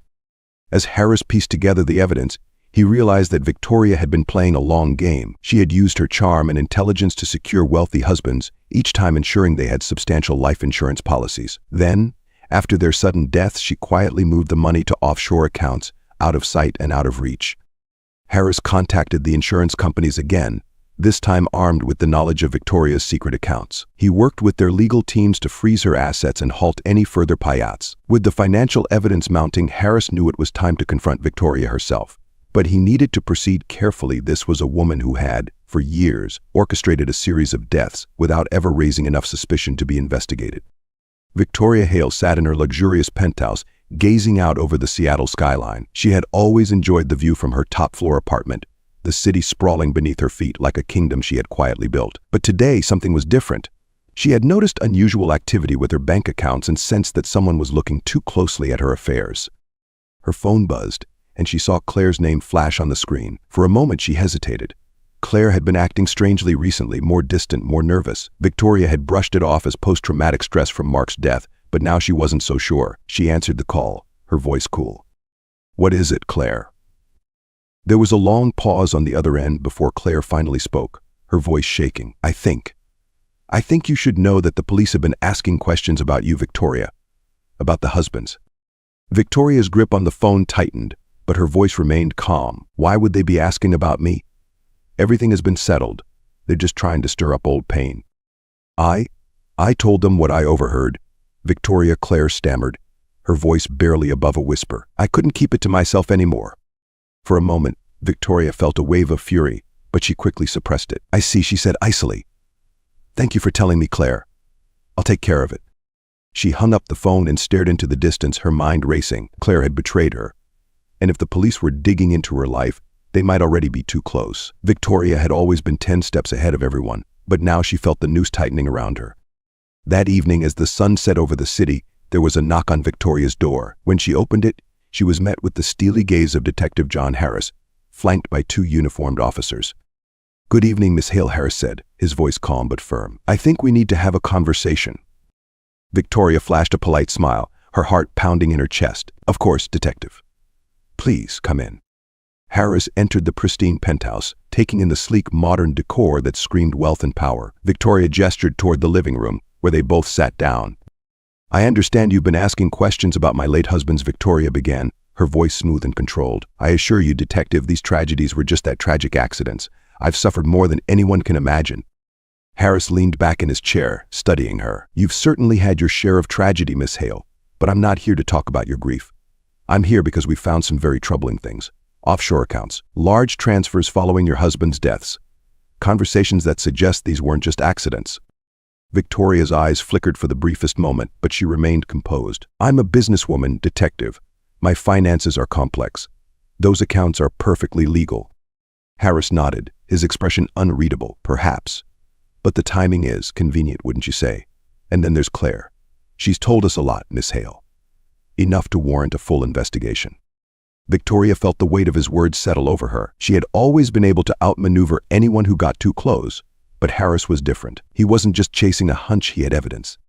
Victoria Hale had always prided herself on control over her business, her life, and the people around her. But as Detective Harris sat in her living room, calmly laying out the evidence he had gathered, that control began to slip through her fingers. The mention of Claire's betrayal stung, but she kept her expression calm, refusing to give Harris the satisfaction of seeing her rattled. Detective, I'm afraid Claire is mistaken, Victoria said coolly, folding her hands in her lap. She's always been a bit fragile, especially after Mark's passing. I'm sure her mind is playing tricks on her. Harris didn't take the bait. Fragile or not, she's provided us with enough to dig deeper. And I've been digging, Mrs. Hale. Those offshore accounts, they tell a very different story. Your finances, the insurance policies, your presence at the scene of each death, it's all adding up. Victoria's smile remained fixed, but her mind was racing. She had always anticipated the possibility of suspicion, but she had never expected anyone to come this close. Harris was more persistent than any of the other detectives she had dealt with. He wasn't going to be swayed by her charm or her money. And let's not forget about your husband's deaths, Harris continued, his eyes locked on hers. 1 death. Maybe it's a tragic accident. 2, unlucky. But 4 husbands, Mrs. Hale. All dying under mysterious circumstances. That's a pattern. Victoria felt a spark of anger flare in her chest, but she kept it buried. You have no proof of anything, Detective, she said softly. I loved my husbands. I did everything I could to save them, but sometimes fate is cruel. Harris leaned forward, his eyes narrowing. Fate didn't kill those men, Victoria, you did. And you're not as untouchable as you think. For the first time, Victoria's mask faltered. Her eyes flickered with something cold and sharp, just for a moment, before she regained her composure. This conversation is over, Detective. Unless you have a warrant, I'd like you to leave. Harris stood slowly, his gaze never leaving hers. You're right, Mrs. Hale. I don't have a warrant, not yet, but it's coming. I'm going to take you down one way or another. As Harris and his team left, Victoria stood at her window, watching them disappear into the night. Her mind whirred with the reality of the situation. She had underestimated the detective, and now the walls were closing in. She needed to plan a way out before everything collapsed. She reached for her phone, her fingers trembling ever so slightly as she dialed a number she hadn't called in years. Max, she said when the line connected. It's time. I need your help. The man on the other end was silent for a moment before responding in a low, gravelly voice. I told you, Victoria, I'm done with that life. Well, you owe me, she replied, her voice hardening. And you don't want me to remind you why. There was another pause and then a resigned sigh. What do you need? Victoria's lips curled into a cold smile. An exit strategy. The following morning, Detective Harris returned to the precinct, frustration gnawing at him. The confrontation with Victoria had yielded nothing but more stonewalling. She was too good, but Harris knew her confidence would be her downfall. She was unraveling, and he could sense it. Now, It was just a matter of time. As he sat at his desk, sifting through the mountain of paperwork related to the case, his phone buzzed. It was Claire. He answered immediately, his tone sharp with urgency. "Claire, what do you have for me?" Claire's voice trembled on the other end. "I'm scared, Detective. I don't know if I should have told you everything. Victoria knows I've talked to you. I think she's planning something." Harris's heart sank. "Listen to me, Claire. You're doing the right thing. I'll make sure you're protected. But you need to tell me everything now." There was a brief silence, then Claire spoke, her voice barely above a whisper. "There's a safe in her house, behind a painting in her study. She's always been secretive about it. I've never seen inside, but I know she keeps files in there. Documents. Maybe. I think it's important." Harris's pulse quickened. This could be the break he needed. "Claire, this is huge. Can you get inside the safe?" "I don't know the combination," Claire said nervously, "but I've seen her open it a few times. I think I can figure it out." Harris paused, thinking quickly. "I don't want you to do anything risky, Claire, but if you can get those documents, it could change everything." After ending the call, Harris felt a surge of hope. The safe in Victoria's house could hold the key to her undoing evidence she had kept hidden from the world. If Claire could retrieve it, they might finally have enough to bring charges against Victoria. As the day went on, Harris prepared a warrant, focusing on the financial records and offshore accounts. He needed to move fast. Victoria Hale was smart, and if she suspected that the investigation was closing in on her, there was no telling what she would do. Just as Harris was finalizing the paperwork, his phone rang again. This time it was Claire, her voice panicked and frantic. "Detective, you need to come. I got into the safe, but it's worse than I thought. There are things in here, things you need to see. Hurry." Harris grabbed his coat and rushed out the door, knowing that this could be the moment that everything came crashing down for the Seattle Black Widow. Detective Harris drove through the dark, rain-soaked streets of Seattle, his mind racing. Claire's panicked voice echoed in his ears. Whatever she had found in Victoria's safe had shaken her to the core. He had a sinking feeling that what awaited him might be even worse than he imagined. When he arrived at Claire's apartment, she was already pacing nervously by the door, clutching a worn envelope in her hands. Her eyes were wide and she looked pale, like someone who had just glimpsed something terrible. "Claire, what is it?" Harris asked, trying to keep his voice steady. Without a word, Claire handed him the envelope, her hands trembling. "You need to see for yourself. It's not just financial documents, Detective. It's something else." Harris opened the envelope and pulled out the contents. Inside were several papers, all neatly organized life insurance documents, bank statements confirming the offshore transfers, and something else. Photos. Dozens of them. Harris's stomach twisted as he flipped through the images. Each photo depicted one of Victoria's late husbands, captured at various points before their death, sitting in a hospital bed, lying unconscious on the floor, or sprawled in a bathtub. The photos were chillingly intimate, as if someone had been documenting their last moments. And in each one there was Victoria, always in the background, her face a cold mask of indifference. These are from the nights they died," Harris muttered, unable to look away from the horrific evidence. "She took these photos." Claire nodded, tears welling in her eyes. "There's more. In the back of the safe there were notebooks, journal entries. She wrote about them, Detective, about how she planned each death." Harris's hands shook as he reached for the notebooks, flipping through the neatly written entries. Victoria had chronicled everything in chilling detail: how she had slowly poisoned Michael, how she had tampered with the brake lines in Gregory's car, how she had manipulated Stephen's medication, and how she had suffocated Mark in his sleep. "Jesus Christ," Harris breathed, his heart pounding. It was all here: confessions, motives, detailed accounts of each murder. Victoria had been playing a twisted game all along, and she had documented it as if it were a sick trophy. She wrote that it was never about the money, Claire whispered, her voice shaking. It was about control. She got some kind of pleasure from it, watching them suffer. She called it freeing them. Harris felt a wave of nausea roll through him. He had suspected Victoria was capable of murder, but this was worse than he had imagined. She wasn't just a killer, she was a sadistic mastermind who took pride in her work. "We need to get this to the DA," Harris said, his voice grim. "This is enough to charge her with multiple counts of murder." Claire looked up at him, her eyes filled with fear. "What if she knows? What if she comes after me, Detective? She's dangerous." Harris placed a reassuring hand on her shoulder. "We'll get you protection, Claire. You've done the right thing. We're going to stop her."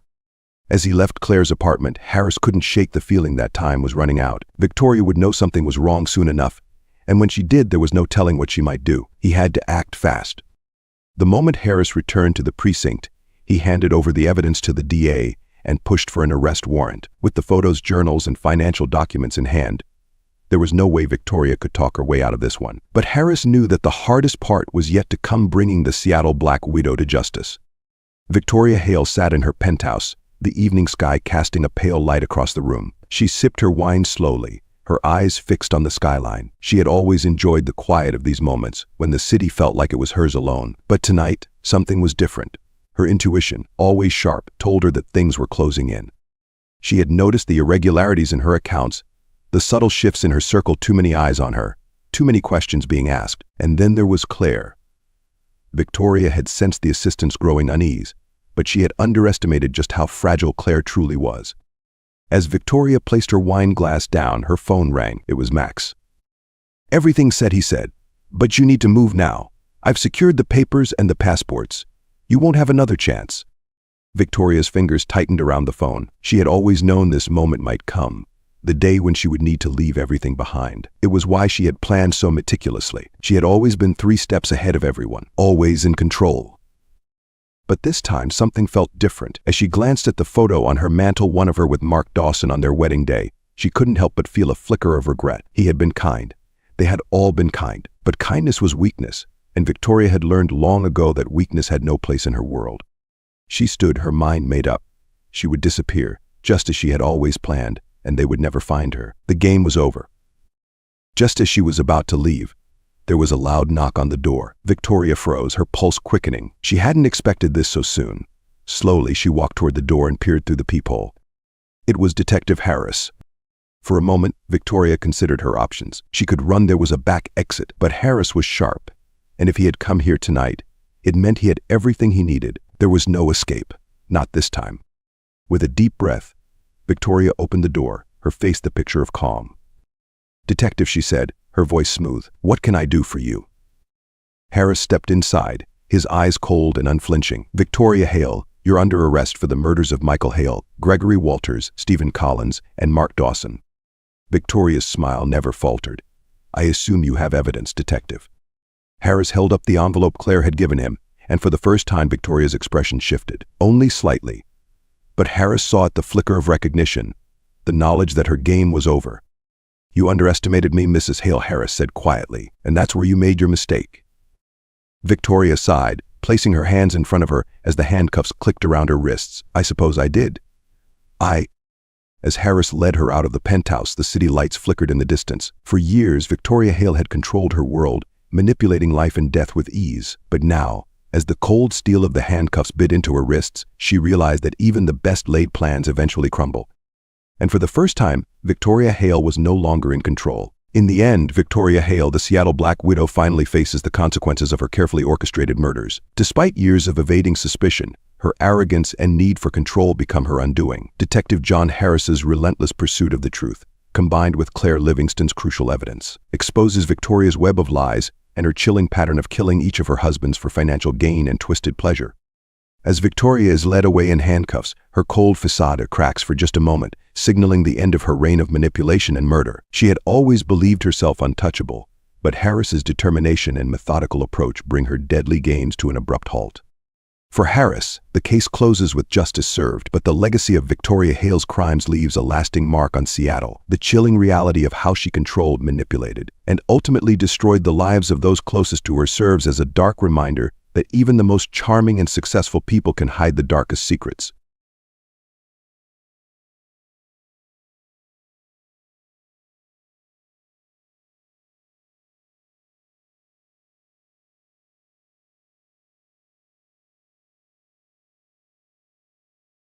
On the outside, Emily and Daniel Thompson seemed like the perfect couple. Living in a picturesque suburban neighborhood in Charleston, South Carolina, they had the life many only dreamed of. Their marriage was the type people envied, or so it appeared. Daniel was a successful real estate agent, and Emily, a stay-at-home mom to their 2 children, was beloved by everyone for her charm and kindness. They were active in their community, attending charity events, hosting barbecues, and spending holidays with close friends.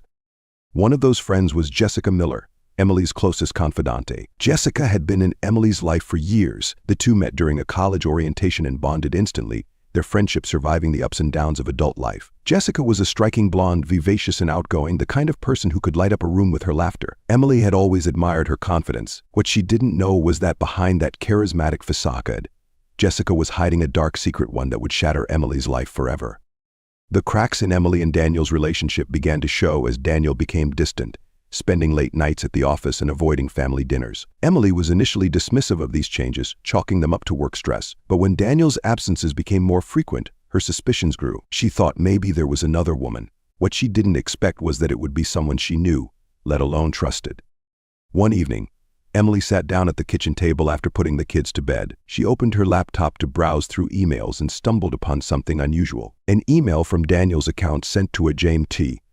The message wasn't explicit, but it was clear something was going on between them. Emily's heart sank as she realized who the initials belonged to. Emily's hands trembled as she stared at the screen, the weight of betrayal crashing over her like a tidal wave. Jessica Miller, her best friend, was the other woman. She felt sick to her stomach, trying to process the enormity of it all. How long had this been going on? What lies had been told to keep it hidden? And why hadn't she noticed the signs earlier? For days, Emily wrestled with her emotions. Part of her wanted to confront them both immediately, but another part of her didn't want to believe it was true. She spent hours replaying every conversation, every interaction, searching for clues she might have missed. Every shared laugh between Jessica and Daniel now seemed suspicious. Every glance exchanged felt tainted with deception. Determined to uncover the full truth, Emily began investigating, searching through Daniel's phone when he was asleep, checking his calendar for suspicious gaps. The more she dug, the more apparent it became that the affair had been going on for months, maybe even longer. There were late-night texts, secret meetups, and excuses made when Emily had been none the wiser. The betrayal gnawed at her, turning her once loving heart into a cauldron of rage. Emily began to change. Friends and family noticed her mood swings, but no one knew the extent of her inner turmoil. She couldn't talk to anyone not without exposing her husband's infidelity or ruining her friendship with Jessica in a way she wasn't yet prepared for. But Emily's rage continued to simmer, growing with each passing day. She stopped sleeping, her mind plagued by thoughts of revenge. Jessica had stolen something sacred, and Daniel had betrayed their vows, defiling their marriage. Emily's heartbreak transformed into something darker, something more dangerous. The time for confrontation was drawing closer, and when it came, it would not be pretty. The betrayal wouldn't just be avenged, it would be punished. Emily knew she couldn't keep pretending. The rage that had built up inside her needed to be released. She wanted them both to feel the weight of what they had done. She devised a plan, methodical and cold, a reflection of the betrayal she had suffered. Confronting Daniel alone wasn't enough. No, they both needed to be present, trapped in their lies together. It was the only way she could feel any sense of justice. It was a warm Saturday afternoon when Emily put her plan into action. She invited Jessica over for dinner, just like old times. Daniel would be home as well, under the pretense of spending some quality time together. Jessica, as expected, accepted without hesitation. Why wouldn't she? Emily thought bitterly. She probably felt secure in her betrayal, smug even. As the evening approached, Emily meticulously prepared the house, setting the table for three, lighting candles as if she were preparing for a peaceful family dinner. But her mind was far from at ease. A knife, sharp and gleaming, lay within reach on the kitchen counter, though her guests would never know it.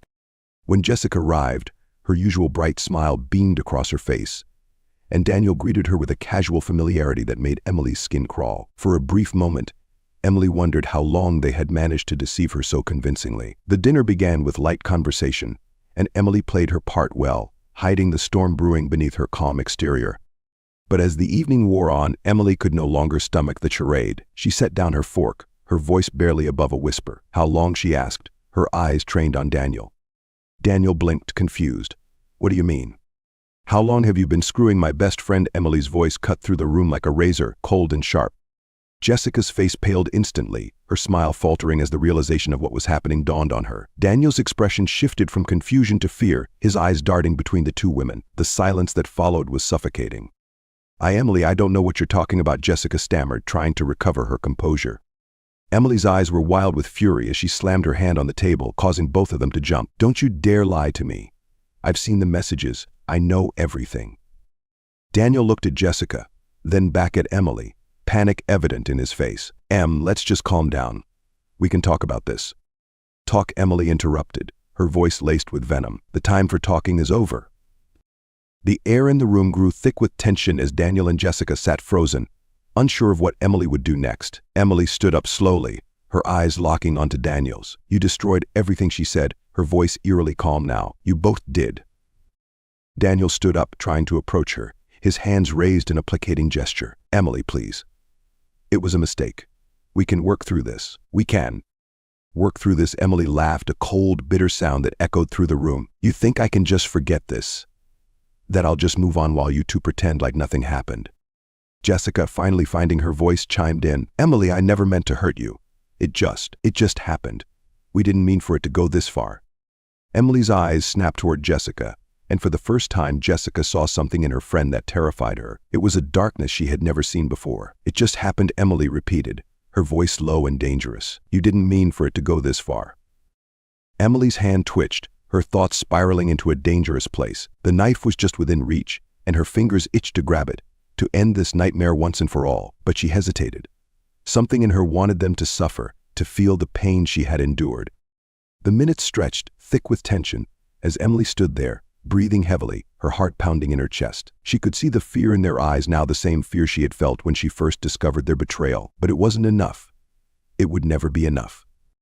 Without warning, Emily lunged toward the kitchen counter, her hand closing around the cold steel of the knife. Jessica screamed, backing away from the table, but there was nowhere to go. Daniel stepped forward, trying to shield her, but Emily's rage was beyond control now. You think you can destroy my life and walk away? Emily hissed, her eyes wild. You think there are no consequences for what you've done? The knife glinted under the dim light of the dining room, a symbol of the twisted betrayal and the raw, unbridled hatred that had consumed Emily. Time seemed to slow down as Emily stood in the center of the room, gripping the knife with white-knuckled intensity. Daniel's eyes widened in disbelief, and Jessica stood paralyzed in the corner, her hands shaking uncontrollably. The once cozy atmosphere of the dining room had turned into a battlefield, drenched in fear and betrayal. Emily, please, Daniel began, his voice trembling. He took a step forward, but Emily's sudden movement stopped him dead in his tracks. She raised the knife, her hand steady, despite the overwhelming emotion swirling inside her. You cheated on me with her, Emily spat, her voice dripping with venom. You lied to me. You made me feel like a fool in my own home. Jessica's voice, shaky and desperate, cut through the silence. Emily, we didn't want to hurt you. Shut up, Emily roared, her fury exploding as she spun toward Jessica. You were my best friend. You were supposed to be there for me, not sleeping with my husband behind my back. Jessica stumbled backward, her back hitting the wall, eyes wide with terror. It was a mistake. A mistake? You call destroying my life a mistake? Emily's voice was raw, filled with pain and anger that had been festering for months. She moved closer to Jessica, the knife glinting in the candlelight. You both betrayed me, and now you're going to pay. Daniel lunged toward Emily, but he wasn't quick enough. With a swift, precise motion, Emily plunged the knife into his abdomen. His eyes widened, the color draining from his face as he staggered backward, clutching his stomach. Blood began to pool on the floor as Daniel gasped, collapsing to his knees. Emily, please, he croaked, his voice weak, filled with disbelief. Emily didn't answer. Her mind was clouded by rage, unable to hear his pleas. She turned her attention to Jessica, who had fallen to the floor, her back pressed against the wall. The reality of the situation had finally settled in, and Jessica's face was frozen in horror. Please, Emily, Jessica begged, tears streaming down her face. I'm sorry. I'm so sorry. But Emily didn't stop. She advanced toward her, the knife still dripping with Daniel's blood. Jessica scrambled to her feet, trying to flee, but there was nowhere to go. Emily grabbed her by the arm, forcing her back against the wall. You deserve this, Emily whispered, her voice icy. You both do. And with that, Emily drove the knife into Jessica's chest, the blade sinking deep into her flesh. Jessica gasped, her eyes wide with shock as the life drained out of her. Emily pulled the knife back, her hands trembling as she watched her former friend crumple to the ground, lifeless. The room was silent now, save for the faint gurgling sounds coming from Daniel as he lay bleeding out on the floor. Emily stood there, panting, her hands covered in blood, her mind numb. The rage that had consumed her for so long was now replaced with an eerie sense of calm. She looked down at what she had done, the bodies of the two people who had shattered her world lying motionless at her feet. Emily's mind raced as the reality of the situation began to settle in. The adrenaline that had driven her through the violent act was fading, replaced by a cold, creeping dread. She looked down at her hands, slick with the blood of her husband and her former best friend. What had she done? The house, once filled with laughter and warmth, now felt alien. The blood-stained floor, the overturned chairs, and the grotesque stillness of the bodies made everything seem like a twisted nightmare. But this wasn't a dream. It was real. She backed away slowly, her breath coming in short, shallow gasps. Her heart pounded in her chest as she tried to think, to make sense of the chaos. What would happen next? She couldn't stay here, not with the bodies. But what could she do? Her mind raced through the possibilities, but every option seemed impossible. She couldn't run. The neighbors might have heard something. She couldn't clean it up. There was too much blood, and she certainly couldn't call the police. As Emily stood frozen in the living room, her phone buzzed on the kitchen counter. She glanced at it, her stomach knotting as she realized who it might be. Was it someone calling to check on Daniel? Or worse, had someone already figured out what had happened? She walked over to the phone, her hand trembling as she picked it up. It was a text from her sister, asking about plans for the upcoming weekend. Emily stared at the message for a long moment, her mind completely detached from the normalcy of it all. How could the world continue as if nothing had happened? How could everything still be the same when her life had just changed forever? Suddenly, Emily was hit by the overwhelming weight of her actions. The blood was on her hands, literally and figuratively. There would be no going back from this. The person she had been, the loving wife, the trusted friend, the devoted mother, was gone. All that remained was a woman who had taken everything into her own hands and destroyed it all in a single night of fury. Her eyes darted around the room, desperate for a solution, a way out, but there was none. The consequences of her actions were coming, and there was no escape from the aftermath. Emily stood motionless in the kitchen, her mind racing as the gravity of what she'd done sank in deeper. The adrenaline that had driven her to murder was gone, leaving her trembling, her legs weak beneath her. She glanced at Daniel's motionless body, the pool of blood spreading across the floor, and then at Jessica, slumped against the wall, her eyes forever frozen in terror. Panic began to set in. She couldn't stay here. If she did, it would only be a matter of time before someone came looking for Daniel or Jessica. She had to get out, had to think clearly. But where could she go? Her 2 children were upstairs, sleeping peacefully, unaware that their father lay dead just below their bedrooms. The thought of them jolted her back to reality. Emily rushed up the stairs, careful not to wake them as she peeked into their rooms. Her heart ached at the sight of their small, peaceful faces, oblivious to the destruction that had unfolded. She couldn't bear the thought of them finding the bodies in the morning, nor could she stomach the idea of leaving them alone. But staying wasn't an option. Tears welled in her eyes as she packed a small bag for them, throwing in clothes and essentials for herself as well. She wiped her face, trying to think through the tears. She would drive.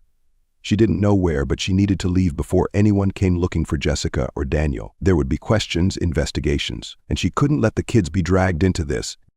As she packed, the sound of a car engine passing by made her freeze. Her heartbeat quickened, and she rushed to the window, peering through the curtains. The street outside was empty, and the house sat in darkness, as if nothing had happened. Emily took a deep breath and wiped her blood-stained hands on a towel, cringing at the sight of the crimson smears. She had to get out of here. Quickly.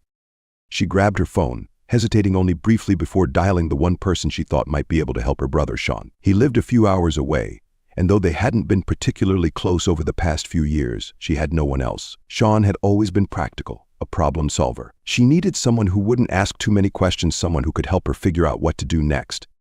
The phone rang twice before he answered, groggy. "Emily, it's late. What's going on?"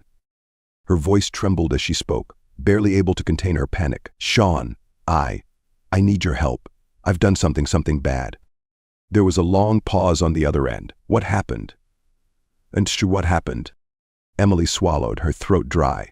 "I'll explain everything later, but I need you to meet me. I need to leave Charleston, tonight." Sean's voice was serious now. "Where are you? Are you okay?" "No, I'm not okay," Emily whispered, glancing once more at the blood-streaked floor below. "Please, just meet me.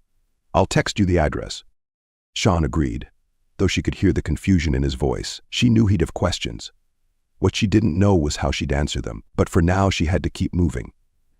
She went back downstairs, avoiding the sight of Daniel's and Jessica's bodies. She grabbed the keys to the family SUV, making sure everything was packed. Her hands were shaking uncontrollably as she moved around the house. What she was leaving behind no longer felt like her home, just the scene of a double murder. Emily pulled the car out of the garage and parked it in the driveway, taking one last glance at the house. Her stomach twisted as the weight of her actions threatened to overwhelm her. But there was no time to dwell on it. She needed to disappear, and quickly. The drive through Charleston's quiet streets felt surreal. Emily's hands gripped the steering wheel, her knuckles white, her pulse pounding in her ears. The children were asleep in the backseat, blissfully unaware of the chaos that had consumed their lives. The city's streetlights flashed by in a blur, and every turn she made felt like it would be her last moment of freedom. Her mind raced with thoughts of what would happen next. The bodies would be discovered soon, maybe by morning, maybe earlier if someone tried to contact Jessica or Daniel. And once that happened, the police would come for her. They'd look for her at home, at the children's schools, at her friends' houses, and eventually they'd find her brother, Sean. She hadn't told Sean the full story over the phone. How could she? The truth was too horrifying to admit even to herself. She had killed 2 people. One of them was her husband, the father of her children. No matter how justified she felt in her actions at the moment of rage, she knew deep down that she had crossed a line that couldn't be undone. After driving for an hour, she pulled into a gas station just off the highway. She parked in the far corner, away from the lights, and took a deep breath. The weight of what she had done was crushing her chest, making it hard to breathe. She couldn't go back, she knew that. But where could she go? She checked her phone. Sean had texted back, agreeing to meet her at a diner halfway between Charleston and his town. It was in a rural area, far from the prying eyes of anyone who might recognize her. That was her best shot for now. Emily stepped out of the car and stared at her reflection in the gas station's glass door. Her face looked gaunt, her eyes hollow. She barely recognized herself. This wasn't who she was supposed to be. How had it come to this? As she stood there, the gas station attendant glanced at her briefly before turning back to his work, uninterested. Emily felt a wave of paranoia sweep over her. Did he know? Could he tell just by looking at her that she was a murderer? She turned away quickly and headed back to the car, not wanting to risk staying in one place for too long. As she continued down the highway, the darkness of the night matched the dark cloud of guilt and fear that hovered over her. Every sound, the hum of the engine, the occasional passing car, even the children's soft breathing from the backseat felt amplified, suffocating her. The reality was sinking in. There was no escaping the consequences of what she'd done. Emily's hands gripped the steering wheel tightly as the distant lights of the diner came into view. The small, run-down building sat at the edge of a desolate highway, its flickering neon sign casting an eerie glow over the empty parking lot. It was well past midnight, and the place was nearly deserted, save for a lone pickup truck parked near the entrance. She parked the car in the back, away from the light, and glanced at her phone. Sean had texted her again, "I'm here." "Where are you?" Emily didn't reply, too consumed by the overwhelming fear of what was to come. The children remained fast asleep in the back seat, unaware of the storm swirling around them. Taking a deep breath, Emily got out of the car and walked toward the entrance. Her mind raced with questions she didn't have answers to. What would Sean think? Could he help her, or would he turn her in? She felt like a stranger in her own body, her guilt so heavy that it threatened to suffocate her. The bell over the door chimed as she stepped inside. Sean was sitting in a corner booth, nursing a cup of coffee. He looked up as she entered, his face tight with concern. His eyes immediately found hers, and for a brief moment, Emily saw the brother she had known all her life, the one who had always been there for her, no matter what. But tonight was different. Tonight she wasn't just his sister, she was a fugitive. "Em," he said quietly, standing up as she approached. "What the hell is going on?" Emily collapsed into the booth across from him, burying her face in her hands. She felt the weight of everything crashing down on her, the guilt, the fear, the shame. She wanted to explain, but the words felt too heavy, too impossible to form. I killed them," she whispered, her voice barely audible. Sean's eyes widened, and he leaned forward, his expression shifting from confusion to disbelief. "What do you mean, you killed them?" Emily looked up, tears streaming down her face. "Daniel and Jessica. I killed them, Sean. I found out about the affair, and she choked on the words, her chest heaving as the sobs racked her body. "I lost control. I didn't mean to, but Sean sat back in his seat, his face pale, trying to process what his sister had just confessed. He ran a hand through his hair, clearly grappling with the enormity of the situation. "Jesus, Emily," he muttered under his breath. "What the hell were you thinking?" "I wasn't thinking," Emily cried. "I was just so angry. I couldn't stop myself. And now they're dead. I don't know what to do." Sean stared at her for a long moment, his mind racing. He had always been the calm, rational one in the family, but this was something he had never prepared for. His sister had killed 2 people. His mind flashed to his niece and nephew, asleep in the car. They had no idea their lives had just been ripped apart. "Okay," Sean said finally, his voice steady but low. "We don't have a lot of time. You can't go back home. The police are going to find them soon, and they'll be looking for you. The first thing they'll do is come after you." Emily wiped her eyes, her breathing still ragged. "What are we going to do?" she whispered, her voice trembling with desperation. Sean shook his head, his mind working fast. "I don't know yet. But we need to get you and the kids somewhere safe, somewhere far away from Charleston." He leaned forward, his voice dropping to a near whisper. "You need to disappear." Emily stared at him, her heart pounding. Disappear. She had never imagined her life would come to this, running from the law, hiding from the consequences of her actions. But what other option did she have? The alternative was a prison cell, or worse, her children growing up without their mother. Sean stood up, his decision made. "We're heading to the cabin." The cabin. A small, secluded place their family had inherited from their grandparents, buried deep in the woods of North Carolina. Hardly anyone knew about it, and it hadn't been used in years. It was isolated, quiet, a perfect place to hide. "Pack up the kids," Sean instructed. "I'll follow you there. We'll figure out the rest when we're safe." Emily nodded, her body moving on autopilot as she left the diner and returned to the car. She glanced at the back seat where her children still slept peacefully, oblivious to the horrors their mother had committed. Her heart ached as she started the car and followed Sean out of the parking lot. As they drove into the darkness of the night, Emily's mind drifted to the future. She had no idea what awaited her, or if she would ever be able to live with what she had done. All she knew was that there was no turning back now. The road ahead was uncertain, and the weight of her guilt would follow her wherever she went. But for now, she was running from her crime, from her past, from the life she had destroyed. The cabin loomed ahead, hidden in the dense woods like a secret long buried. It was the middle of nowhere, the kind of place no one would think to look. The gravel crunched under the tires as Emily pulled up next to Sean's truck. The children stirred in the back seat but didn't wake. For a brief moment, Emily allowed herself to believe that they could be safe here, that maybe, just maybe, she could escape the nightmare she had created. Sean stepped out of his truck, his face grim as he walked toward her. The weight of the situation hung heavily between them. Without a word, he helped her carry the kids inside, placing them on the old, dusty couches in the living room. Emily watched them for a moment, her chest tightening. She couldn't bear the thought of what their lives would become if she was caught. Sean disappeared into the kitchen, returning with 2 beers. He handed one to Emily and sat down across from her, his eyes dark with worry. "We'll stay here for a few days," Sean said quietly, "just until we figure out what to do next." Emily nodded, her mind numb. Everything felt like it was spiraling out of control, and she couldn't see a way out. The only thing she knew was that she couldn't go back, not now, not ever. But deep down, Emily knew the truth. No matter how far she ran, no matter how long she hid, the guilt would never leave her. It was a part of her now, etched into her soul. The blood on her hands would never wash away. As she sat there in the cabin, the silence of the night pressing in around her, Emily realized that there was no escaping the reckoning that would come. The law might not find her right away, but her conscience already had. And in the end, that might be the punishment she feared the most. The next few days at the cabin passed in a tense, suffocating silence. Emily's mind remained haunted by the images of Daniel and Jessica, their lifeless bodies still fresh in her thoughts. She barely slept, her guilt growing heavier with each hour. Sean tried to remain calm, but Emily could see the cracks forming in him too. He was just as scared as she was, though he wouldn't admit it. The isolation of the cabin, once comforting, now felt like a prison. Every sound in the woods, the rustling of leaves, the snap of a branch, made Emily's heart race, as if she were waiting for the inevitable arrival of police lights cutting through the trees. But the night stayed dark and quiet, and no one came. Yet, on the 4th morning, as the sun filtered weakly through the cabin windows, Emily sat at the worn wooden table, staring at a cold cup of coffee. She knew it couldn't last like this.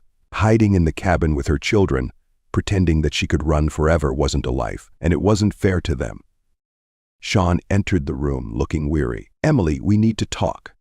She nodded, knowing what was coming. She had felt it too, the sense that they couldn't keep running. "There's only so much time before they find out you're missing," Sean said, sitting down across from her. "Daniel and Jessica's bodies.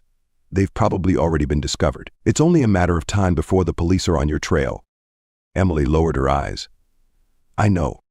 Sean sighed deeply, his hands clasped together on the table. "I've been thinking. Maybe it's time to stop running. You need to turn yourself in." Emily's breath caught in her throat. The words stung, but deep down, she had known this moment was coming. She had felt the weight of her actions crushing her more and more each day. There was no escape. Sean was right. "But the kids," she whispered. Her voice cracked with emotion as she thought of her 2 children, who were still asleep in the next room. "They'll lose everything." Sean reached across the table and placed a hand over hers. "They still have me. I'll take care of them, Emily. But if you keep running, it's only going to get worse. They'll never understand why their mother disappeared." Tears filled Emily's eyes. She had already stolen so much from her children, their father, their stability, their entire world. Was she really going to steal herself away from them too? She wiped her face, her heart breaking. "I don't want to leave them. I don't want them to hate me." "They won't hate you," Sean said softly. "They're too young to understand now. But when they're older, they'll know that you did the right thing by facing this. You have to give them that." Emily sat in silence, the gravity of Sean's words sinking in. She had reached the end of the road. There was no more running, no more hiding. She would never be able to live with herself, If she dragged her children into this life of fear and escape, the guilt she carried would haunt her forever, but at least by turning herself in, she could give them some kind of future. She stood up, her decision made. Her body felt heavy as she walked to the back room where her children slept. She knelt beside their beds, brushing a lock of hair from her daughter's face. A sob escaped her lips as she kissed them both gently on the forehead, knowing it might be the last time she held them as a free woman. Sean met her at the door, his eyes filled with sorrow. "I'll drive you," he said quietly. "We'll go to the nearest police station." Emily nodded. The cabin that had once been her refuge now felt like a distant memory, like a place that belonged to another version of her, someone who didn't exist anymore. The drive to the police station was eerily quiet. Emily watched the trees pass by, each mile bringing her closer to the end of her old life. She thought of Daniel, the betrayal, the violence that had erupted in their home. She thought of Jessica, and how her closest friend had shattered everything she held dear. And now, there was only the reckoning. When they finally arrived, Emily's heart pounded in her chest as they pulled into the parking lot. Sean turned to her, his face pained. "Are you sure you want to do this?" Emily swallowed hard, tears welling up in her eyes again. "I have to," she whispered. "For the kids." Together they walked into the station. The sterile smell of the building, the buzz of police officers moving about, felt surreal to Emily, as though she were watching it all happen from outside her own body. She stepped up to the front desk, her voice shaking as she spoke the words that would change her life forever.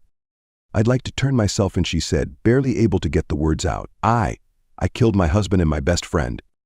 The officer behind the desk froze, staring at her for a moment before signaling for another officer to come forward. The process began quickly. She was handcuffed, her rights read to her, and led away from Sean. Her legs felt weak beneath her, but there was a strange sense of relief that washed over her. The running was over. As she was escorted through the station, Emily glanced back at her brother. Sean stood by the entrance, watching as she was taken away, his face full of sadness but also of understanding. He had promised to care for the children, and Emily knew he would keep that promise. As the cell door closed behind her, Emily sat on the cold bench, her mind racing. She knew the road ahead would be difficult. She knew she would face judgment, both from the world and from herself, for the rest of her life. But for the first time since that terrible night, she felt a sliver of peace. She had made the only decision she could, and no matter what happened next, she had done it for her children. The reckoning had come, but Emily was ready to face it.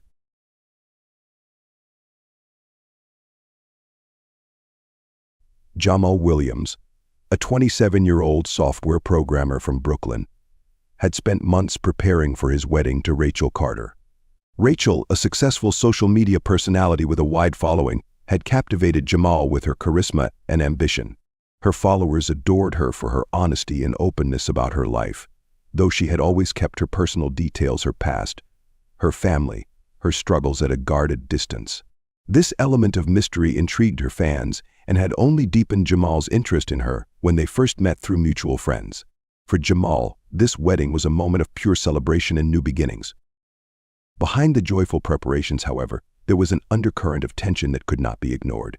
Diana Williams, Jamal's 52-year-old mother, had made no secret of her disapproval of the union. Diana was a fiercely protective and commanding woman who had raised Jamal on her own after his father left when he was a child. In her eyes, no one was truly worthy of her only son, and her protective nature veered into obsession when it came to Rachel.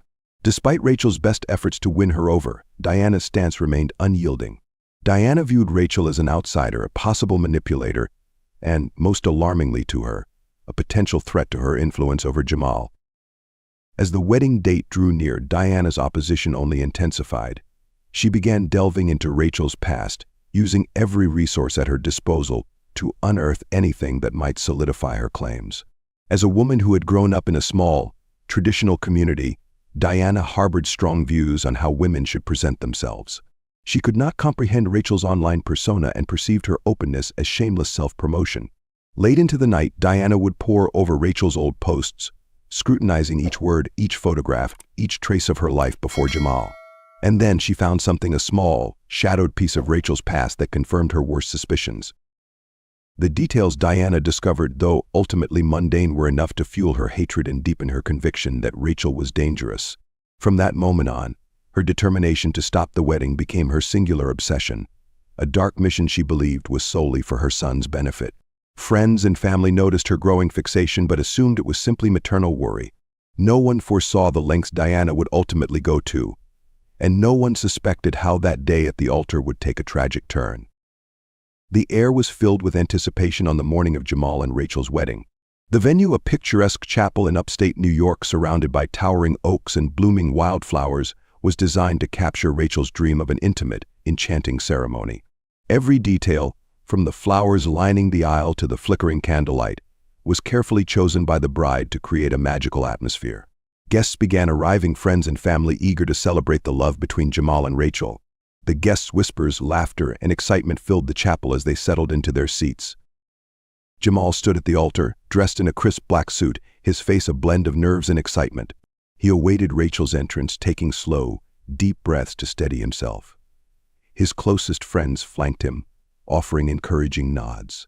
Despite his nerves, his eyes gleamed with pure happiness, reflecting the joy that the day symbolized for him. But amidst the smiles and celebrations, Diana's presence was a foreboding shadow. Diana sat in the front row, her expression fixed in a stony mask. Dressed in a severe dark gown, she seemed out of place among the other guests, many of whom had opted for soft celebratory colors. Her gaze was unrelenting, fixed upon Jamal with a determined, almost fanatical intensity. She watched each moment unfold as though she were a predator, ready to pounce at the first sign of threat to her son.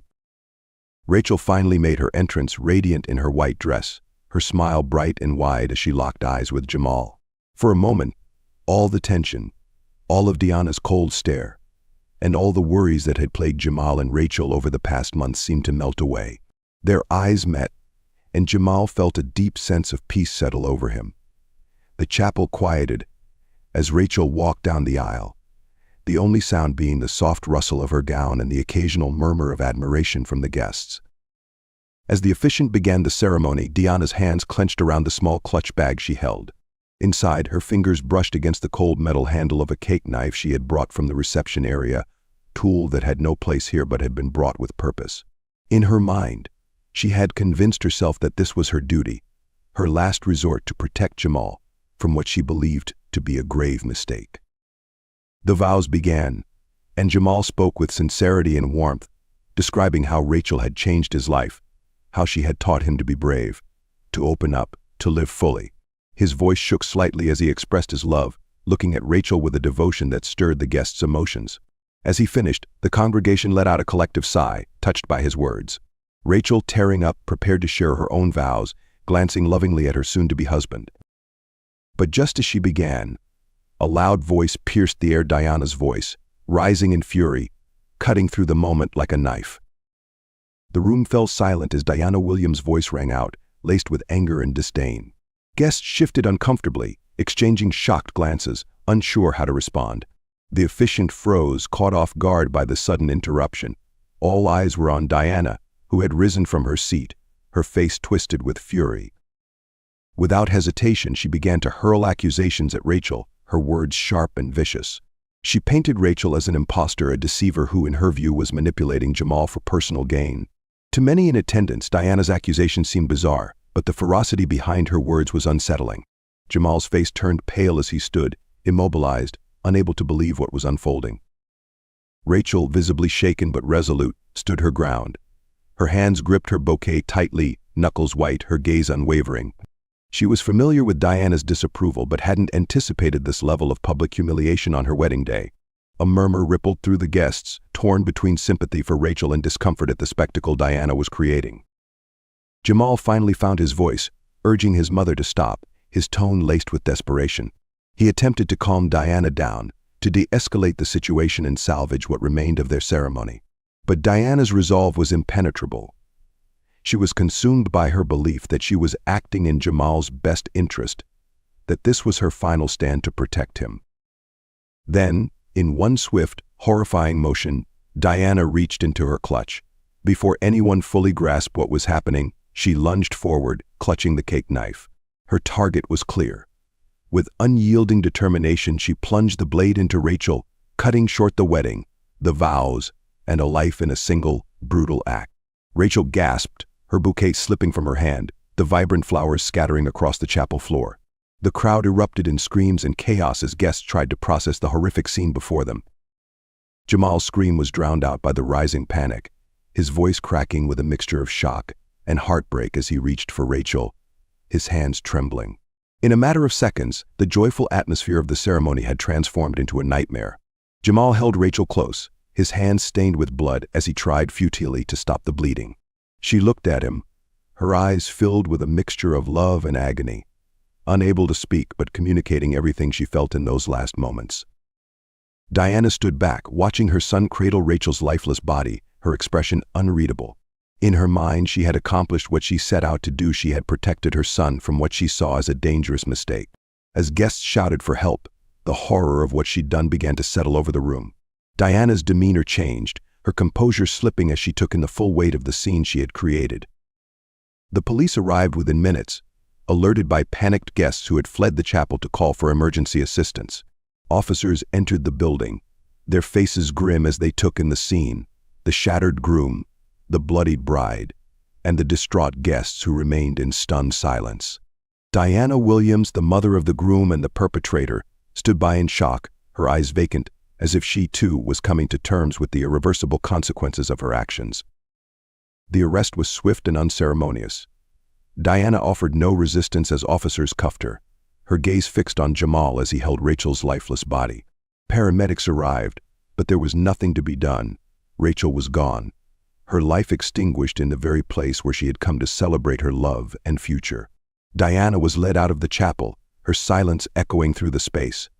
The guests, many of whom had known Diana for years, found themselves grappling with disbelief and horror at the violence she had unleashed. In the days that followed, the story made headlines, capturing national attention as a case of unimaginable betrayal. "Mother murders bride at altar," blared the headlines, along with phrases like "wedding day horror" and "family tragedy unfolds in front of dozens." Journalists swarmed the town, attempting to piece together the factors that led to this violent climax. Diana's friends, co-workers, and neighbors were interviewed, and the narrative that emerged painted a disturbing portrait of a woman who had lost her way, consumed by a possessive and obsessive love for her son. For Jamal, life became a haze of grief and guilt. His nights were plagued by recurring nightmares of the attack, his mind replaying the scene over and over, searching for a way he could have prevented the tragedy. Therapy became his only solace, but even that felt insufficient to address the overwhelming sense of betrayal. The mother who had raised him, who had been his guardian and protector for so many years, had transformed into the very person who shattered his life in the most unimaginable way. In prison, Diana offered no apology for her actions. During her trial, she justified her behavior by claiming she was protecting Jamal from what she believed was a dangerous woman. Her defense painted her as a mother overwhelmed by misguided concern, but the jury saw it differently. After a brief deliberation, Diana Williams was convicted of first-degree murder, sentenced to life without the possibility of parole. The trial of Diana Williams captivated the nation, drawing media attention from across the country. Journalists from major networks descended on Brooklyn, documenting every stage of the case. The courtroom was packed with reporters, legal experts, and members of the public, each eager to witness the proceedings. Many residents of Pine Lake and Brooklyn alike were eager to understand what had driven a mother to commit such an unfathomable crime on her own son's wedding day. The prosecution painted Diana as a manipulative and deeply possessive woman, whose obsession with her son led her to cross moral boundaries. They presented evidence of her controlling behavior, her intrusive investigations into Rachel's past, and her escalating anger as the wedding date approached. Witnesses, including Jamal's close friends and family members, testified about her increasing hostility and bizarre actions in the months leading up to the wedding. One of the most chilling pieces of evidence came in the form of a journal discovered during the investigation. Diana had kept meticulous notes detailing her suspicions and frustrations over Rachel.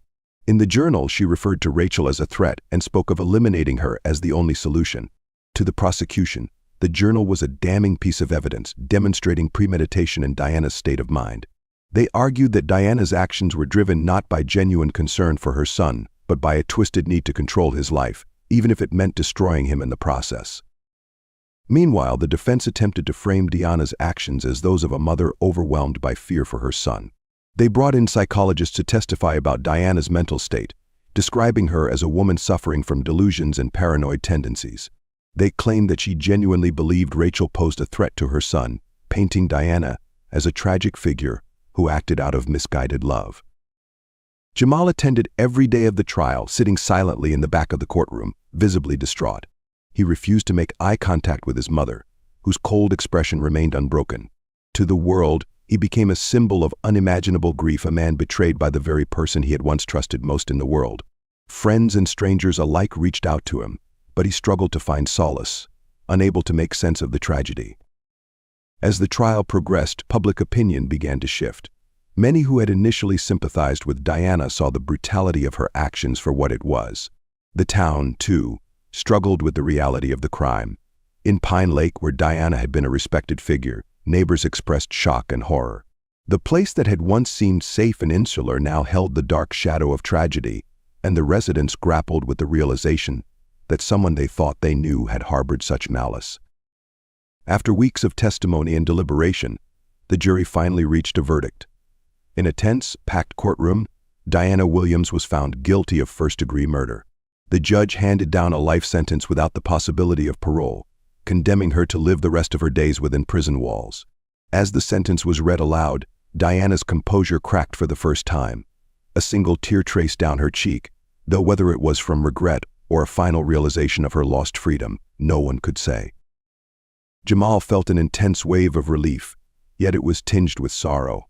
He had spent months hoping for closure, yet watching his mother being led away in handcuffs did little to soothe the ache that had settled within him.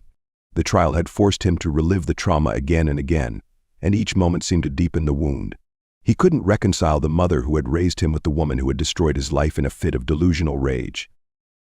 In the days following the verdict, Jamal tried to piece together a new life. Support poured in from friends, his therapy sessions intensified, and he even returned to work, attempting to rediscover a sense of normalcy. Yet the shadow of what had happened followed him everywhere. The wedding that was meant to symbolize the beginning of a new life had ended in horror, and each day was a reminder of Rachel's absence. Friends offered invitations urging him to move on, but the betrayal from his mother left scars that ran deep. No matter how much he tried to accept the tragedy, the questions lingered. The media eventually moved on, the headlines fading as new stories emerged. The town of Pine Lake gradually returned to its quiet routines, though memories of the horrific event lingered like a scar in the minds of its residents. Diana's home, once filled with family memories, became an empty shell, abandoned and silent. For Jamal, it was a haunting reminder of everything he had lost. The journal Diana had kept was eventually given to Jamal, its pages detailing her obsession in stark detail. He read it only once, each entry revealing a mother whose love had transformed into an irrational, possessive need. Closing the journal, he realized there was no true explanation, only a warped, painful reflection of a woman who had allowed herself to be consumed by her own darkness. In the end, Jamal made a decision to leave Brooklyn. The memories of Rachel, the ghosts of his former life, haunted the streets he had once loved. He moved to a quiet town upstate, seeking peace and solitude, hoping to finally rebuild the life that had been stolen from him on that fateful day. Jamal's relocation offered him a much-needed distance from the painful memories of his former life. He chose a small town upstate, an unassuming place where he could blend in, hoping to escape the prying eyes and lingering whispers of Brooklyn. The town's quiet streets and secluded nature promised him solitude, a chance to start anew without the shadow of tragedy lurking around every corner. Jamal rented a modest one-bedroom apartment overlooking a lake, its waters calm and reflective, like the peace he hoped to find. He started a new job with a tech firm that allowed him to work remotely, providing him the stability of work without the daily pressure of socializing. His days took on a new rhythm, one focused on healing. Early mornings were spent jogging along the lakeside, afternoons working, and evenings in quiet reflection, piecing together fragments of who he was outside of the trauma. Therapy remained an anchor in his life, and though he was hesitant at first, he agreed to participate in grief counseling sessions specifically tailored for individuals affected by violent crime. In these sessions, he found himself connecting with others who had been through equally devastating losses. The group became a source of comfort, a place where he could speak openly without judgment or discomfort. With time, he began to share his story in bits and pieces, each admission feeling like the release of a burden he had carried for far too long. In one particular session, Jamal spoke about Rachel, about the way her laughter could light up a room, her relentless optimism, and the plans they had made. He spoke about the betrayal he felt, the betrayal that had come not only from his mother's violent act but from her inability to see Rachel as the loving, kind person he knew. As he spoke, the group listened intently, offering words of empathy and validation. Slowly, he began to feel less isolated, less burdened by the tragedy he had kept locked away. Months passed, and Jamal found himself wanting to confront his grief and anger more directly. He couldn't ignore the ache of unanswered questions. His mother's actions had left him with a gnawing need for understanding, though he knew that some aspects would remain a mystery forever. One morning he decided to visit the prison where Diana was being held, a decision that took weeks of mental preparation and consultation with his therapist. His goal was not forgiveness but closure to confront the woman who had robbed him of Rachel, his future, and a mother he thought he knew. The prison was cold and foreboding, its walls towering and gray against the winter sky. Sitting in the sterile visiting room, Jamal felt a weight settle over him, a mix of anger and sadness pressing down on him. When Diana was brought in, she looked older, her face lined with an exhaustion that prison life had only deepened. She met his gaze with a mixture of shame and defiance, as though she were both sorry for what she had done and resolute in her belief that she had acted out of love. Their conversation was strained, punctuated by moments of painful silence. Jamal asked her why she felt so threatened by Rachel, why she had let her hatred consume her to the point of violence. Diana's answers were fragmented, a web of paranoid justifications and distorted claims of protecting her son. It became clear to Jamal that she still held onto her belief that she had saved him from a mistake. Her reasoning was convoluted, and the more she spoke, the clearer it became that she lacked true remorse. She had rewritten the narrative in her mind, framing herself as a misguided but well-meaning mother, rather than a murderer. Leaving the prison that day, Jamal felt a strange sense of finality. He understood that his mother's obsessive love had blinded her, leading her down a path of irreversible destruction. While the visit didn't bring him the understanding he'd hoped for, it confirmed one thing: he needed to let go of any expectation of remorse or resolution from her. This realization marked a turning point. Jamal returned to his new life with a sense of acceptance, acknowledging that some wounds would never fully heal, but that he could still rebuild, even with the scars left behind. As months turned into years, Jamal continued piecing together a new life, holding on to the memories of Rachel that still brought him solace. He began to volunteer with a local organization that supported families affected by violent crime, finding purpose in offering comfort to others who, like him, had suffered unspeakable losses. The work was difficult, often reopening his own wounds, but it was also healing. Every story he heard reminded him of the strength it took to rebuild after tragedy. In Rachel's memory, he established a scholarship fund for young women pursuing careers in media and communication. Through the fund, he hoped to honor Rachel's ambition and passion for connecting with others. Rachel had always been a champion for voices that weren't often heard, and Jamal felt that supporting young women who might follow in her footsteps was a way of ensuring that her legacy lived on. Word of the scholarship spread through social media, and soon Rachel's fans and followers, many of whom had mourned her loss, contributed to the fund. The scholarship became a small but enduring tribute, a bright spot amid the darkness left behind by her death. Jamal's life became anchored in quiet routines. He took up hiking, spending weekends exploring trails along the lake near his new town, finding peace in the silence of the forest. Each step along the winding paths was a reminder of his own journey, of the pain he carried but also the strength he had found to keep moving forward. He began keeping a journal, filling it with memories of Rachel, reflections on his grief, and insights from the therapy sessions that had become a permanent fixture in his life. Through his volunteer work in the scholarship fund, he found himself slowly emerging from the isolation that had once held him captive. He reconnected with old friends and eventually opened himself up to the idea of new relationships. He was careful, taking each step cautiously, aware of how deeply the scars of his past had marked him. It took time to trust, to believe that he could let people in without fear of further loss. But he also recognized that Rachel's life and the love they had shared had taught him the importance of openness and connection. Jamal's mother, Diana, remained in prison, and though he would occasionally receive letters from her, he rarely opened them. Each letter, he imagined, was another attempt to justify what could never be justified. He kept them in a small, unmarked box, unread but acknowledged, like pieces of a past he had long left behind. They were reminders of a painful chapter, one he had chosen to close for his own peace. In time, Jamal felt a shift within himself. The rage, the despair, and the loneliness that had once dominated his life began to fade. In their place was a quiet resilience, an understanding that while tragedy had shaped him, it did not define him. The memory of Rachel remained his guiding light, a reminder of love and joy that could never be erased by the violence of a single day. Years later, Jamal stood at the edge of the lake near his home, watching the morning sun cast a warm glow over the water. He reflected on how far he had come from that dark day at the chapel. Though the pain had lessened, it had not disappeared. Instead, it had transformed into something he carried within him, a quiet strength rather than an open wound. In the time since the tragedy, Jamal had found new friendships and even love. He shared his story openly, both as a testament to Rachel's life and as a way of reclaiming his own. Though he never forgot the devastation of that day, he also chose to remember the years of happiness, laughter, and love he had shared with Rachel. Those memories had become a part of him, woven into his very being, and they brought him comfort even in moments of sorrow. The scholarship fund in Rachel's name continued to grow, helping dozens of young women pursue their dreams. Each recipient represented another piece of Rachel's legacy, another life touched by the kindness and ambition that had defined her. In this way, Jamal felt that Rachel's influence lived on, her spirit a guiding force that continued to bring light into the world. Diana remained incarcerated, and Jamal accepted that she would never truly understand the magnitude of what she had done. But he also came to terms with the fact that her actions were beyond his control, and that he could choose his own path forward.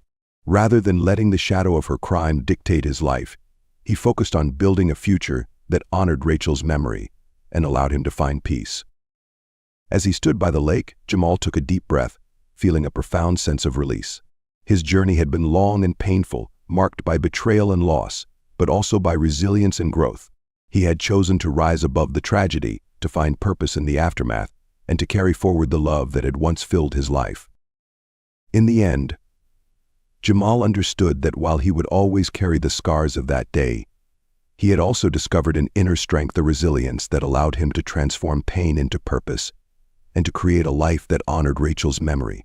And as the sun rose higher, casting a warm light over the lake, he knew he had finally found peace. Years after the tragedy that had redefined his life, Jamal found himself at the annual ceremony for the Rachel Carter Memorial Scholarship. The scholarship, now in its 10th year, had grown substantially, helping over 100 young women pursue careers in media, journalism, and communications. As he watched this year's recipients step forward to accept their awards, Jamal felt a quiet pride and a deep sense of fulfillment. The scholarship had become more than a tribute. It was a legacy, a way of ensuring that Rachel's warmth, strength, and passion would live on through others. The people who gathered to honor Rachel's memory each year had become a second family for Jamal. Friends, colleagues, and scholarship recipients filled the room, each of them carrying forward a part of Rachel's story. They shared stories of how she had inspired them, laughing and reminiscing about her vibrant personality, her kindness, and her remarkable influence. Though she was gone, her spirit lingered in the lives she had touched, a gentle but enduring presence that time could not erase.